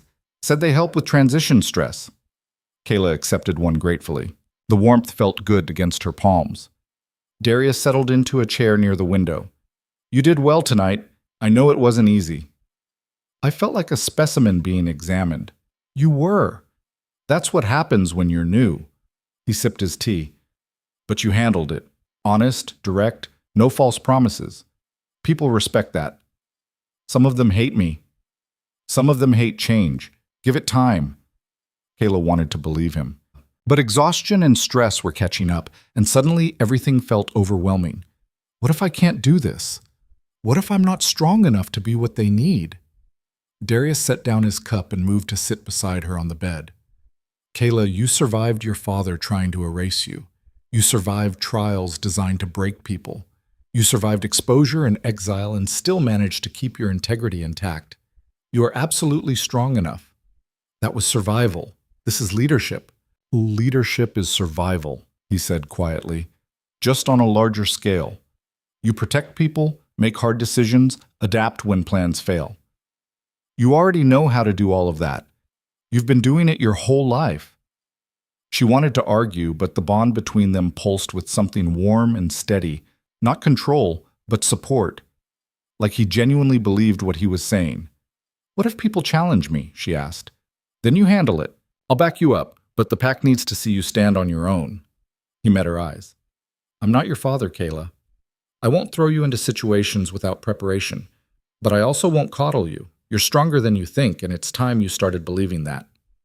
A week passed, then 2. Kaela threw herself into learning Vain Territory's structure and politics. She met with council members, studied supply chains, observed training sessions. Darius was right. The pack was different from Blackridge. Messier, louder, more argumentative, but also more alive. People questioned decisions openly, suggested alternatives, debated strategies without fear of punishment. It was chaotic and occasionally frustrating, but it worked. Kaela found herself drawn to the younger pack members, teenagers and young adults who reminded her of herself, smart, overlooked, uncertain of their place. She started spending time in the training grounds, not to fight, but to observe and offer suggestions. A girl named Ivy, maybe 16, struggled with traditional combat forms that emphasized raw strength. Kaela watched her fail repeatedly, saw the frustration building. "Try this," Kaela said, stepping onto the mat.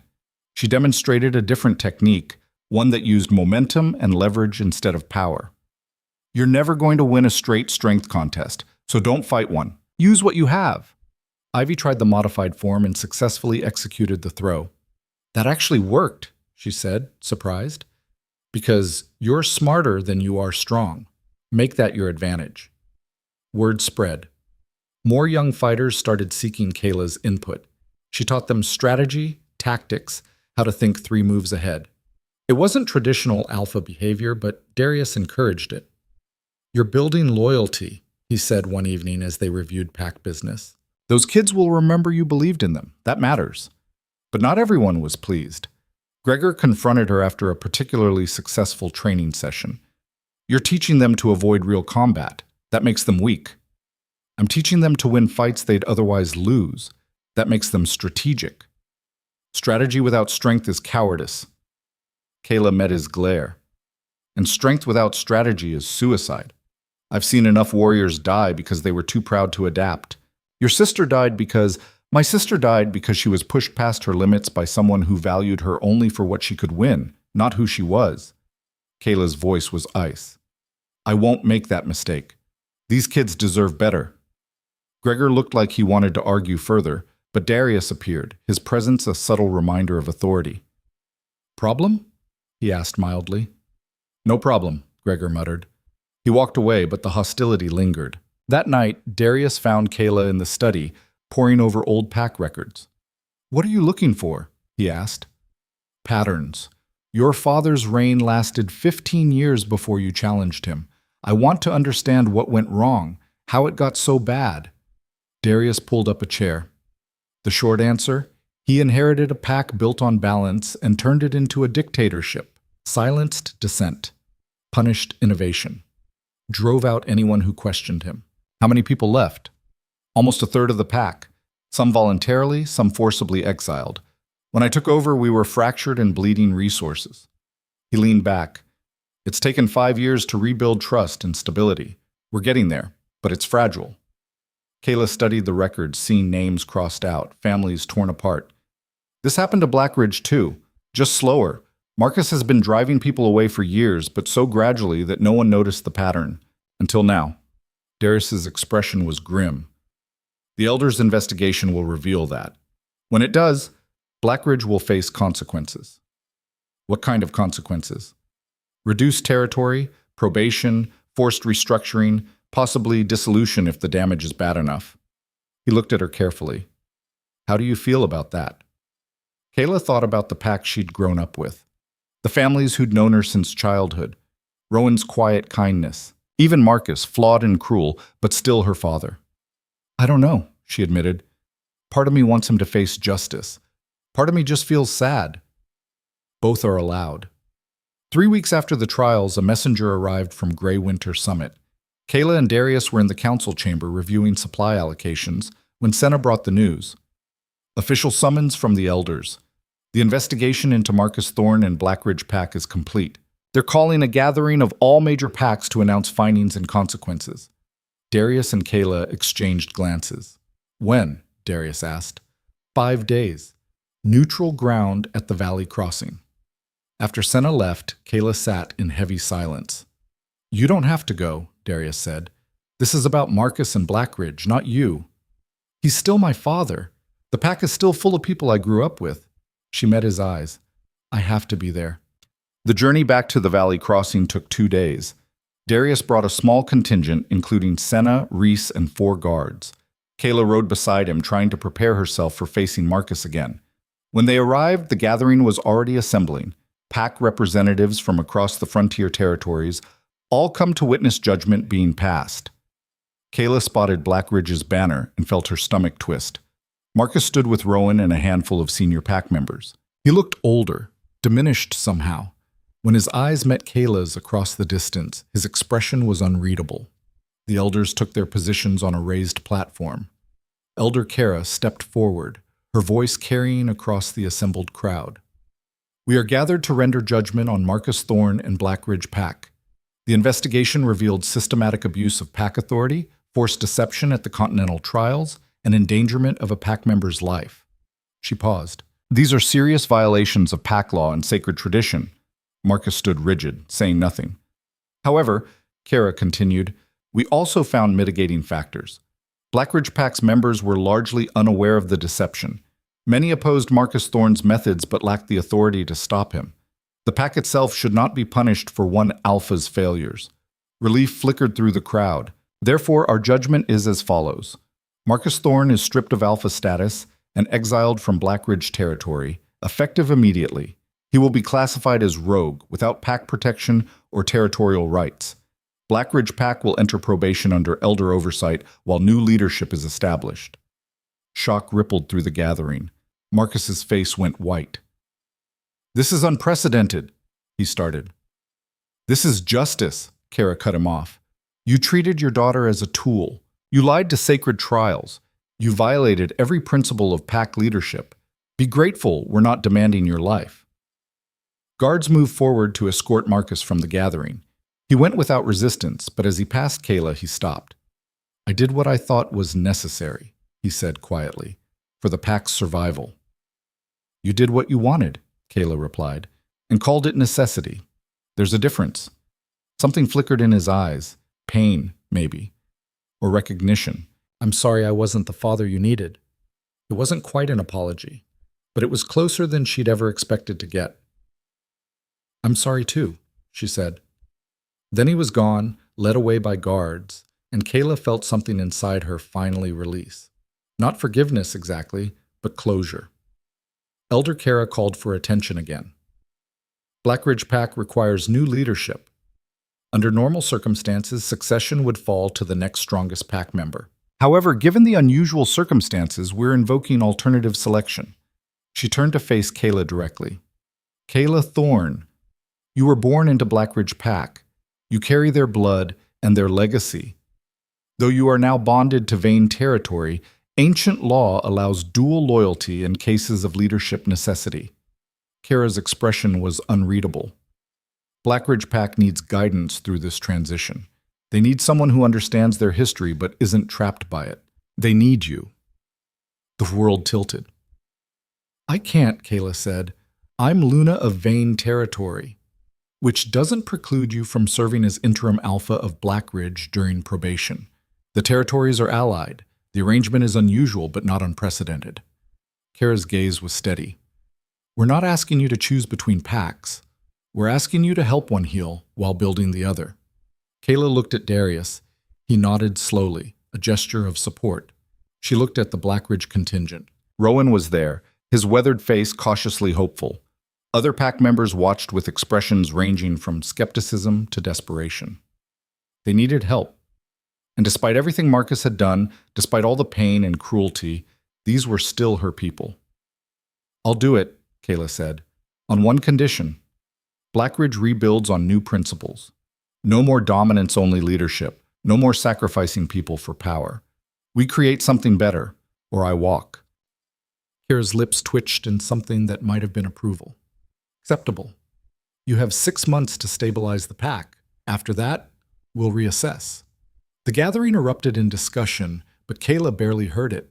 She'd just agreed to lead the Pack that had spent 24 years treating her as worthless. The irony was almost funny. Over the next 3 months, Kaela divided her time between Vane territory and Blackridge. It was exhausting, challenging, occasionally infuriating. But slowly, gradually, things began to change. At Blackridge, she implemented councils similar to what Darius had built. She listened to grievances that had been silenced for years. She promoted people based on merit instead of brute strength. The older Pack members resisted, but the younger ones embraced the changes with surprising enthusiasm. Rowan became her most trusted advisor, helping bridge the gap between old guard and new vision. "You're doing what Mira never could," he told her one evening. "You're showing them there's another way to be strong." At Vane territory, Kaela continued working with the young fighters. building programs that valued intelligence and strategy. She also started attending Darius's council meetings, offering perspectives that challenged traditional assumptions. Some pack members still questioned her authority, but fewer each week. The mate bond deepened too, in unexpected ways. She and Darius developed an easy partnership, debating strategy, challenging each other's ideas, building something neither could have created alone. It wasn't the dramatic, all-consuming connection stories described. It was quieter, steadier, trust earned through shared work and mutual respect. One night, 4 months after the trials, they sat on the lodge's terrace overlooking the valley. Stars scattered across black sky. The air smelled like pine and coming winter. "I've been thinking," Darius said, "about the alliance between Vane Territory and Blackridge. What if we made it permanent?" Kaela looked at him. "What do you mean?" "I mean, we're already functioning as allied territories. We share resources, coordinate defenses, support each other's initiatives. What if we formalized it? Created a confederation model where both packs maintain independence, but operate under unified strategic direction? That's never been done before." "Exactly, which means we get to make the rules." He smiled. "Think about it. 2 packs working together instead of competing, sharing knowledge, resources, strength. We'd be twice as resilient as any traditional territory." It was ambitious, risky, revolutionary. "The elders would resist," Kaela said. "Let them. We'd be operating within pack law, just interpreting it differently." Darius turned to face her. "You've spent months proving that new approaches can work. This is the logical next step." Kaela thought about Blackridge and Vane Territory, about young fighters learning strategy alongside strength, about councils where voices mattered regardless of rank, about building something that valued people instead of consuming them. "Let's do it," she said. They presented the Confederation proposal at the next Interpack gathering. The reaction was exactly what Kaela expected. Shock, resistance, accusations of weakness. But this time she didn't back down. "For 200 years, we've organized territories around competition and dominance," she said, standing before the assembled leaders. "And what has it gotten us? Constant conflict, resource wars, packs destroying each other over territory disputes. We're so busy fighting each other that we're vulnerable to external threats." "Cooperation is weakness," someone shouted from the crowd. "Cooperation is evolution," Kaela shot back. "The strongest systems in nature aren't the ones that dominate. They're the ones that adapt, that build networks, that survive by working together. Vane Territory and Blackridge are proving it works. We're stronger together than we ever were apart." Darius stood beside her. "We're not asking for permission. We're informing you of our decision and inviting others to join. This is happening whether you approve or not." The elders deliberated for 3 hours. Finally, Elder Kaela emerged with the decision. "The Confederation model is unorthodox, but it doesn't violate pack law. Vane Territory and Blackridge are free to formalize their alliance. However," she fixed them with a stern look, "if this experiment fails, both territories will face severe consequences." "It won't fail," Kaela said. And she believed it. News of the Confederation spread quickly. Some packs were horrified. Others were intrigued. Within weeks, 2 smaller territories approached, asking about the possibility of joining the alliance. Kaela and Darius spent long hours negotiating terms, establishing frameworks, building something unprecedented. It wasn't perfect. There were setbacks, conflicts, moments when the whole structure seemed ready to collapse. But it held. 6 months after the trials, Kaela stood on a ridge overlooking both territories, Vane to the north, Blackridge to the south. Darius appeared beside her, close enough that their shoulders touched. "Regret it yet?" he asked. "Every day," she said, then smiled. "And I'd do it all again." "Even the part where I bound you to me for life?" "Especially that part." She looked at him. "You gave me something I never had, the freedom to choose who I want to be. You gave me something too, a real partner, someone who challenges me to be better." The bond between them pulsed warm and steady. Not chains, but connection. Not obligation, but choice. They'd taken a world built on dominance and fear and started building something different. It was messy, complicated, sometimes frustrating, but it was theirs. And it was just beginning.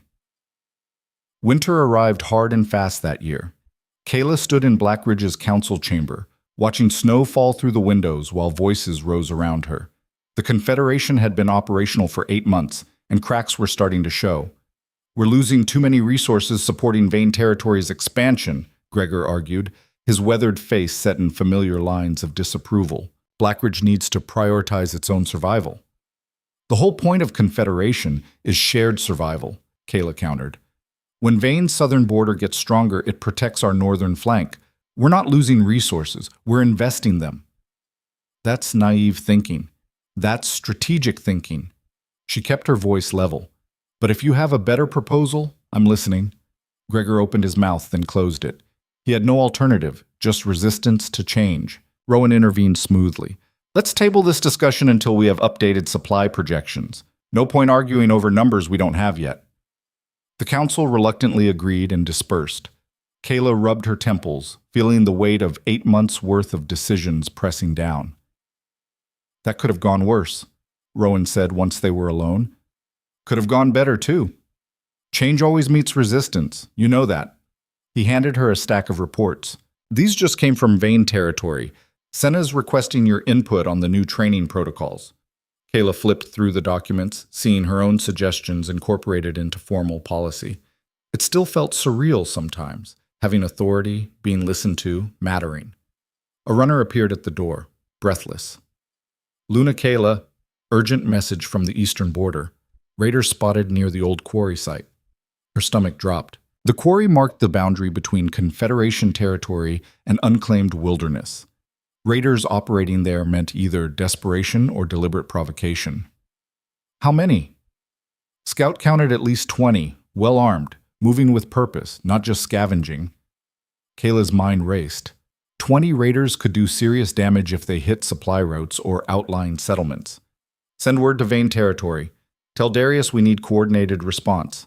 And gather our border patrol. I want eyes on those raiders within the hour." The runner left. Rowan was already pulling maps from storage. "The quarry's a natural choke point," he said, spreading the largest map across the table. "If they're moving with purpose, they're either scouting for a larger force or planning to establish a base. Either way, we can't let them dig in." Kaela studied the terrain. "What's our fastest route there?" "Direct path is 4 hours on horseback." "But it's exposed. They'd see us coming." "Then we don't go direct." She traced an alternative route with her finger. "Circle north through the Pine Ridge, come at them from higher ground. Gives us advantage and element of surprise." Rowan smiled slightly. "Mira would have charged straight in. Mira would have gotten people killed." The words came easier now. "We do this smart." Within 2 hours, Kaela rode out with a combined force of 20 fighters, 12 from Blackridge, 8 from Vane Territory, who'd arrived at full gallop after receiving her message. Senna led the Vane contingent, her scarred face grim. "Darius is mobilizing a secondary force in case this is a diversion," she reported, "but he trusts your tactical assessment." The trust still caught Kaela off guard sometimes. Months of proving herself, and she still expected skepticism. They rode hard through snow-covered forest, following the route Kaela had mapped. The temperature dropped as night approached, turning their breath to fog. No one spoke. Communication happened through hand signals and shared experience. Kayla's shoulder ached where the ironwood attackers had injured her months ago. The wound had healed, but cold weather brought phantom pain. She ignored it and focused on the mission. They reached the Pine Ridge as darkness fell. Below, firelight flickered near the quarry's abandoned structures. Kaela counted fires, estimated numbers. 23 raiders, she whispered to Senna. Organized camp, posted sentries, not random scavengers. "What's the play?" Kaela studied the layout. The raiders had chosen defensible ground, but made one critical mistake. They'd positioned their camp with their backs to the quarry's rock face, limiting escape routes. "We split into 3 groups. First group takes the high ground and provides cover. Second circles east, cuts off their escape route. Third comes from the west, drives them toward the quarry wall." She looked at Senna. "We don't engage unless necessary. First priority is getting them to leave Confederation territory peacefully. And if they don't leave peacefully, then we make them." They moved into position with practiced silence.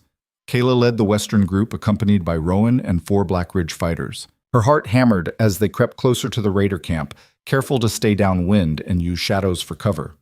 When everyone was positioned, Kaela gave the signal. She stepped into firelight, hands visible and empty. "This is Confederation territory. You're trespassing. Leave now, and there's no conflict." 23 raiders turned to face her.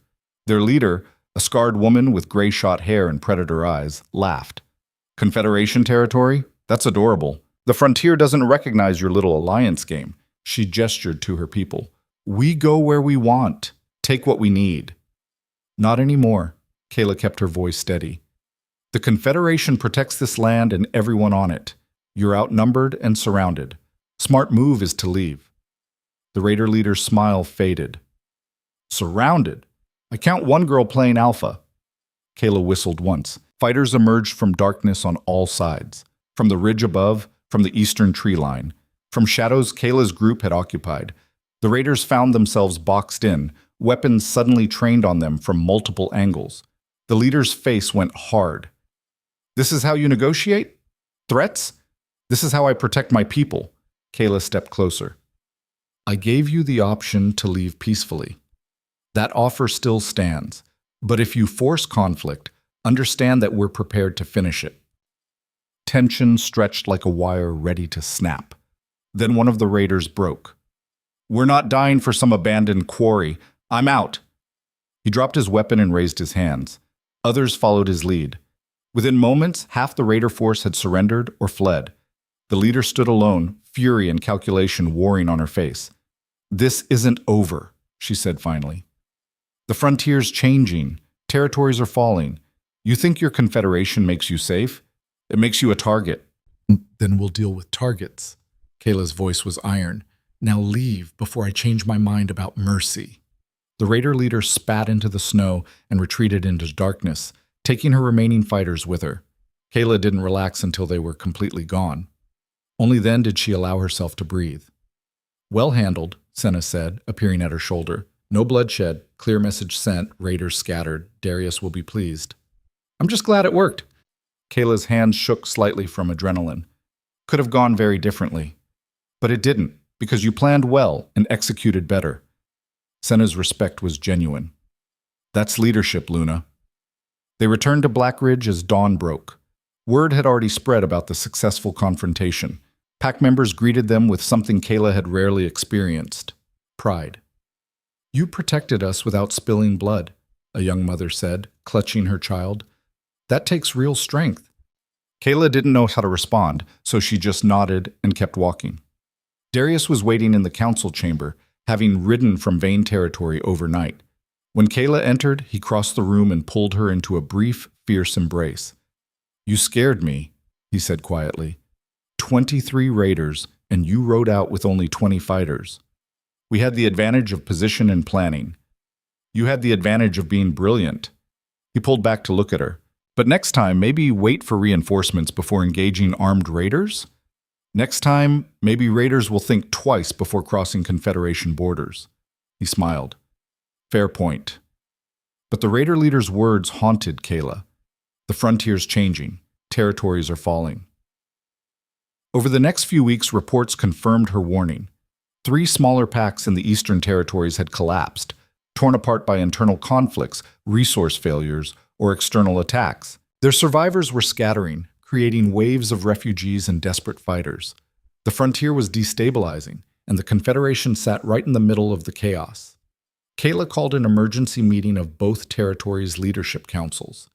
They gathered in Vane Territory's Great Hall, a neutral space large enough to hold representatives from both packs. "We're facing a crisis," Kaela said, standing before the assembled leaders. "The frontier's power structure is collapsing. Desperate packs mean desperate actions. We'll see more raids, more conflicts, more violence. We need to decide now how we respond." "We fortify our borders," Gregor said immediately. "Protect what's ours. Let the others sort themselves out." "That's short-term thinking," Darius countered. "If the entire frontier descends into chaos, no border will hold. We'll be surrounded by hostile territory with no allies and no trade routes." "So what do you suggest?" another council member asked. "We can't save everyone." "No," Kaela agreed. "But we can offer an alternative. Open Confederation membership to packs willing to adopt our principles. Shared resources, council governance, strategic cooperation.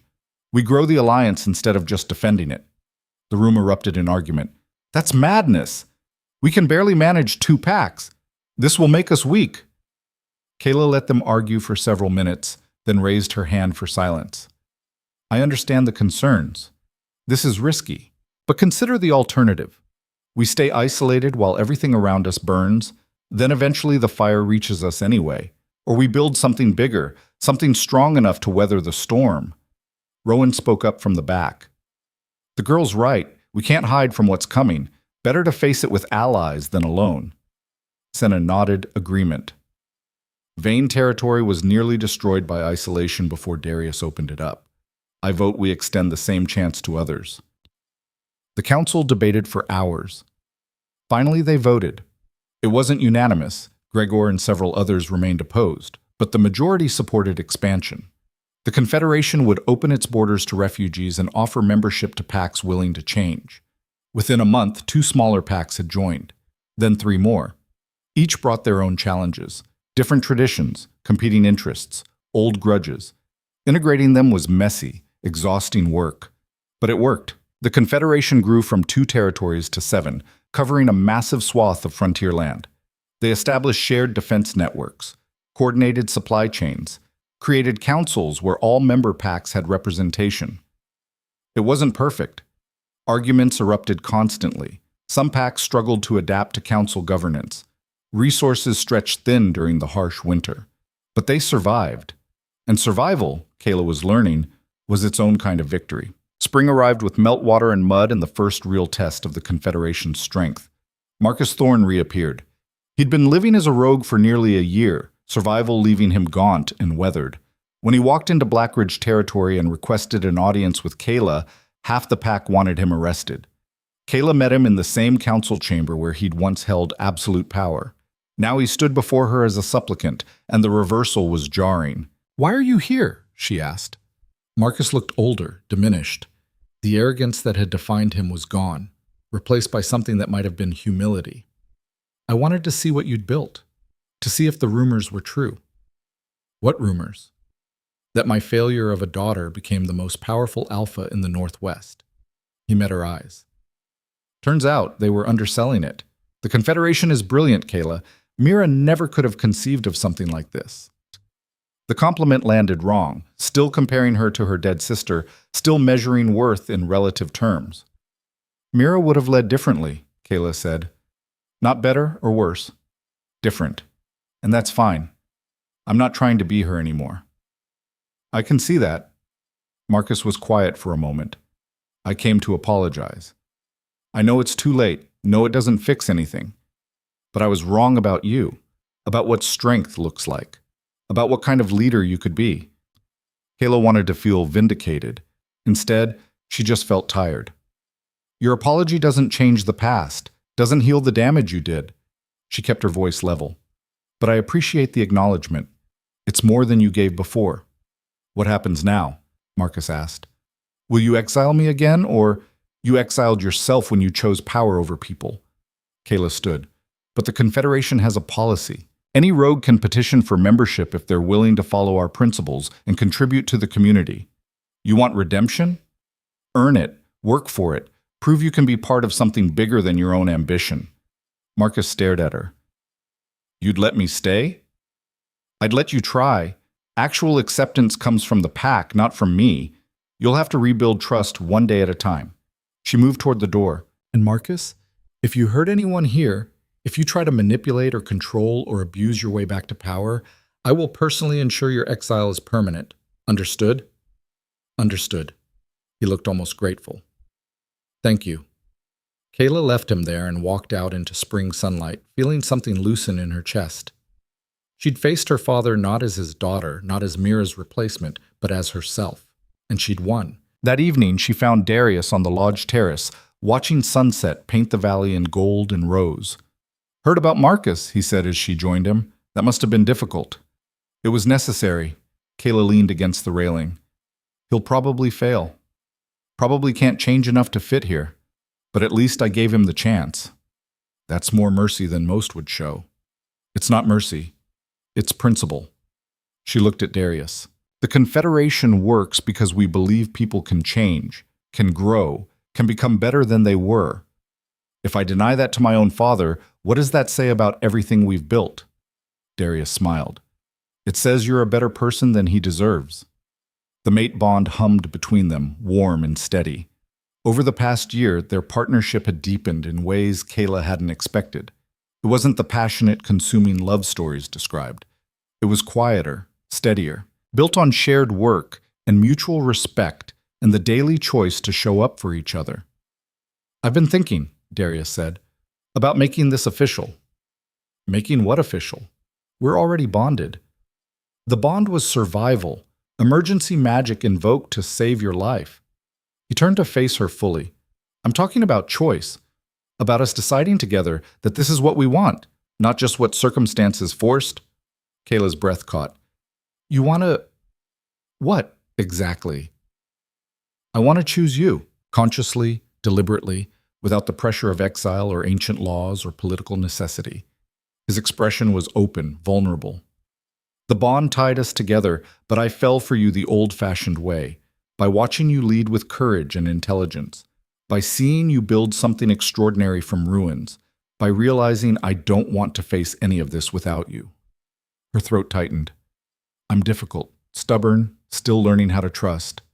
I know. I'm arrogant, set in my ways, and sometimes forget that partnership means compromise.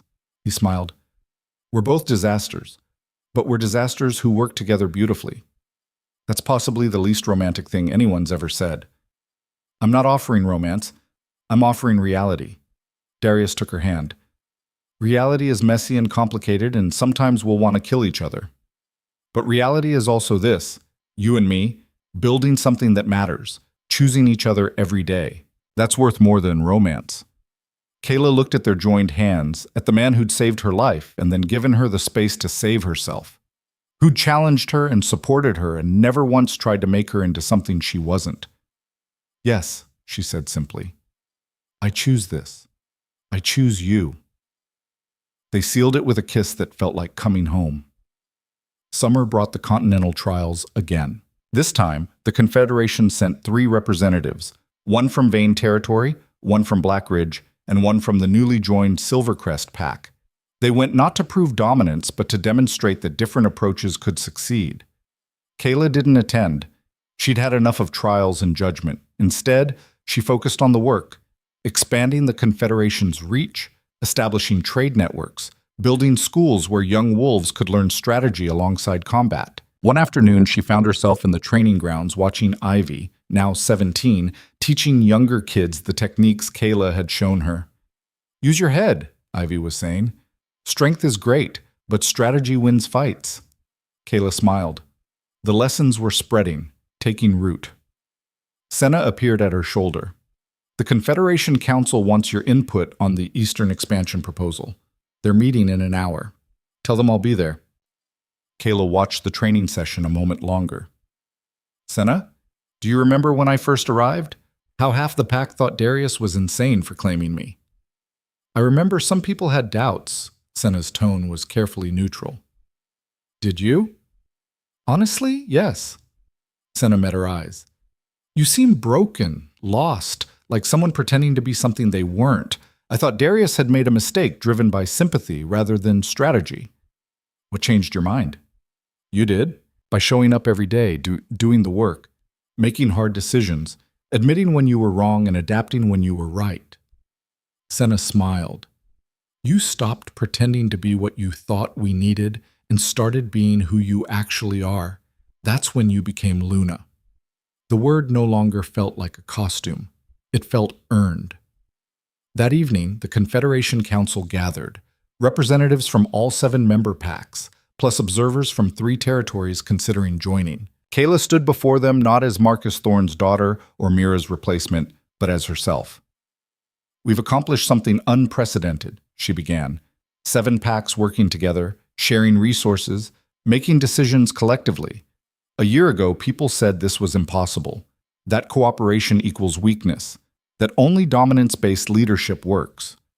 She paused, meeting eyes around the circle. They were wrong. We've proven it. We're stronger together than any of us were alone. We've weathered attacks, resource shortages, internal conflicts. We've survived, not despite our differences, but because of them.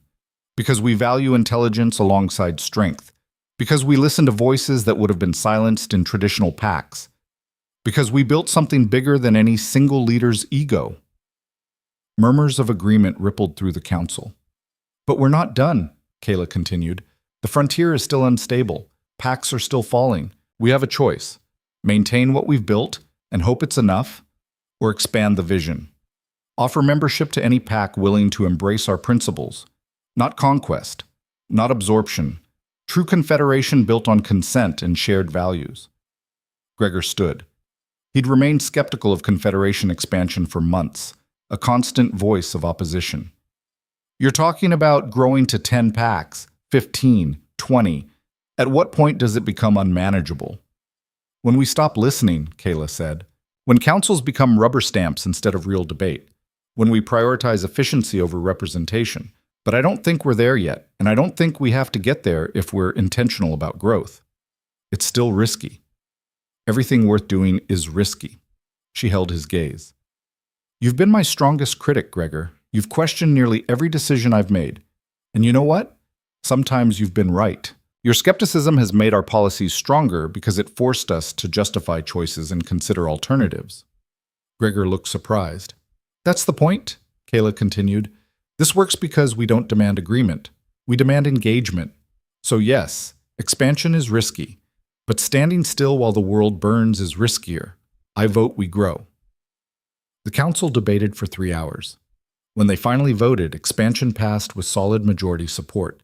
Even Gregor voted yes. After the meeting, he approached Kaela. You've earned my respect. Doesn't mean I'll stop questioning your decisions. Good. I'd be disappointed if you did. He smiled, the first time she'd ever seen him do so. Thorn blood and vein vision. Dangerous combination, but effective. Over the next year, the Confederation expanded to 12 packs, then 15. The structure evolved. Regional councils, specialized committees, systems for conflict resolution, and resource allocation. It was messy and complicated and sometimes frustrating, but it worked. The frontier began to stabilize. Other territories, seeing the Confederation's success, started adopting similar principles. Not full membership, but alliance networks built on cooperation rather than dominance. The shift was gradual but undeniable. The old ways were dying, replaced by something new. On a cold autumn evening 2 years after the trials that had changed everything, Kaela stood on the ridge overlooking both Vane territory and Black Ridge. The valley below was alive with lights. Pack members gathered for the Confederation's annual celebration, a tradition they'd established to mark their founding. Darius joined her, wrapping an arm around her shoulders against the chill. Thinking about Mira? He asked quietly. Always. Kaela leaned into his warmth. But differently now. Not with guilt or grief, just remembrance. She would have hated all this political complexity. She would have been proud of what you built. Maybe. Or maybe she would have found her own path, built something completely different. Kaela smiled. I've stopped trying to guess what she would have done. It doesn't matter anymore. What matters? This, now. The choices I make, not the shadow I used to live in. She turned to face him. I'm not the lesser twin anymore. I'm not the broken daughter. I'm not a replacement or a fraud or a mistake. I'm just me. And that's enough. Darius kissed her forehead. That's more than enough. That's everything. They stood together as darkness fell and stars emerged, watching their people celebrate below. The Confederation wasn't perfect. There would be more challenges, more conflicts, more moments when everything seemed ready to collapse. But they'd face it together. Not because they had to. Because they chose to. Far to the south, in a small cabin on the edge of rogue territory, Marcus Thorne sat by a fire and listened to travelers' stories about the frontier's changes. About a confederation built on principles he'd once called weakness. About his daughter, who'd become everything he'd said she couldn't be. He'd petitioned for confederation membership as Kaela had suggested. Been rejected twice. On the third attempt, they'd accepted him on a probationary basis. Manual labor, no authority, strict oversight. He'd been cleaning stables and hauling supplies for 8 months now. It was humbling work, hard work that made him confront exactly how much damage his arrogance had caused. But it was also honest work, and for the first time in his life, Marcus was learning what strength actually looked like. Not dominance, not control, but the courage to admit fault and the commitment to do better. He still had a long way to go, might never fully atone for the harm he'd caused, but he was trying, and that was a start. Back on the ridge, Kaela felt the mate bond pulse warm and steady. She looked at Darius and saw her future, not predetermined or forced, but chosen freely. "Ready to head down?" he asked. "The celebration's starting." "In a minute." She wanted one more moment of stillness, of reflection, before diving back into the chaos of leadership. She thought about the girl she'd been 2 years ago, invisible, broken, drowning in grief and impossible expectations. That girl would never have believed this future was possible, but that girl had also been stronger than anyone realized, including herself. She'd survived her father's cruelty, her sister's death, trials designed to break her. She'd faced exile and found freedom. She'd taken a mate bond born from necessity and transformed it into partnership. She'd built a confederation that was reshaping the entire frontier. Not because she was perfect or flawless or the legendary warrior everyone expected Mira to be, because she was intelligent and stubborn and willing to try a different path when the traditional ones led to destruction. Because she'd refused to let anyone, including herself, define her worth by someone else's standards. Because she'd learned that true strength wasn't about dominance or power or forcing others to submit. It was about choosing kindness when cruelty was easier, about building trust when fear was faster, about believing people could change because she'd changed herself. The frontier would keep evolving. New challenges would emerge. There would be failures and setbacks and moments when everything they'd built seemed ready to crumble. But Kaela wasn't afraid anymore. She'd walked through fire and come out forged instead of burned. She'd faced her worst fears and survived. She'd learned that leadership wasn't about being the strongest or the perfect or the one who never made mistakes. It was about showing up every day and doing the work, about listening to voices others ignored, about building something bigger than yourself and trusting others to help carry the weight. She was no longer a shadow, no longer a replacement, no longer the lesser twin who'd spent her life apologizing for existing. She was Kaela Thorne, Luna of Vane Territory, and Alpha of Blackridge, architect of the confederation that was reshaping the frontier. She was exactly who she needed to be. And that was more than enough. "Okay," she said, taking Darius's hand. "Let's go celebrate." They walked down the ridge together, toward the lights and laughter, and the future they were building one choice at a time. Behind them, the stars emerged in a sky vast and endless, witnesses to a transformation that had started with one girl's refusal to disappear and ended with a revolution. The frontier would never be the same, and neither would she.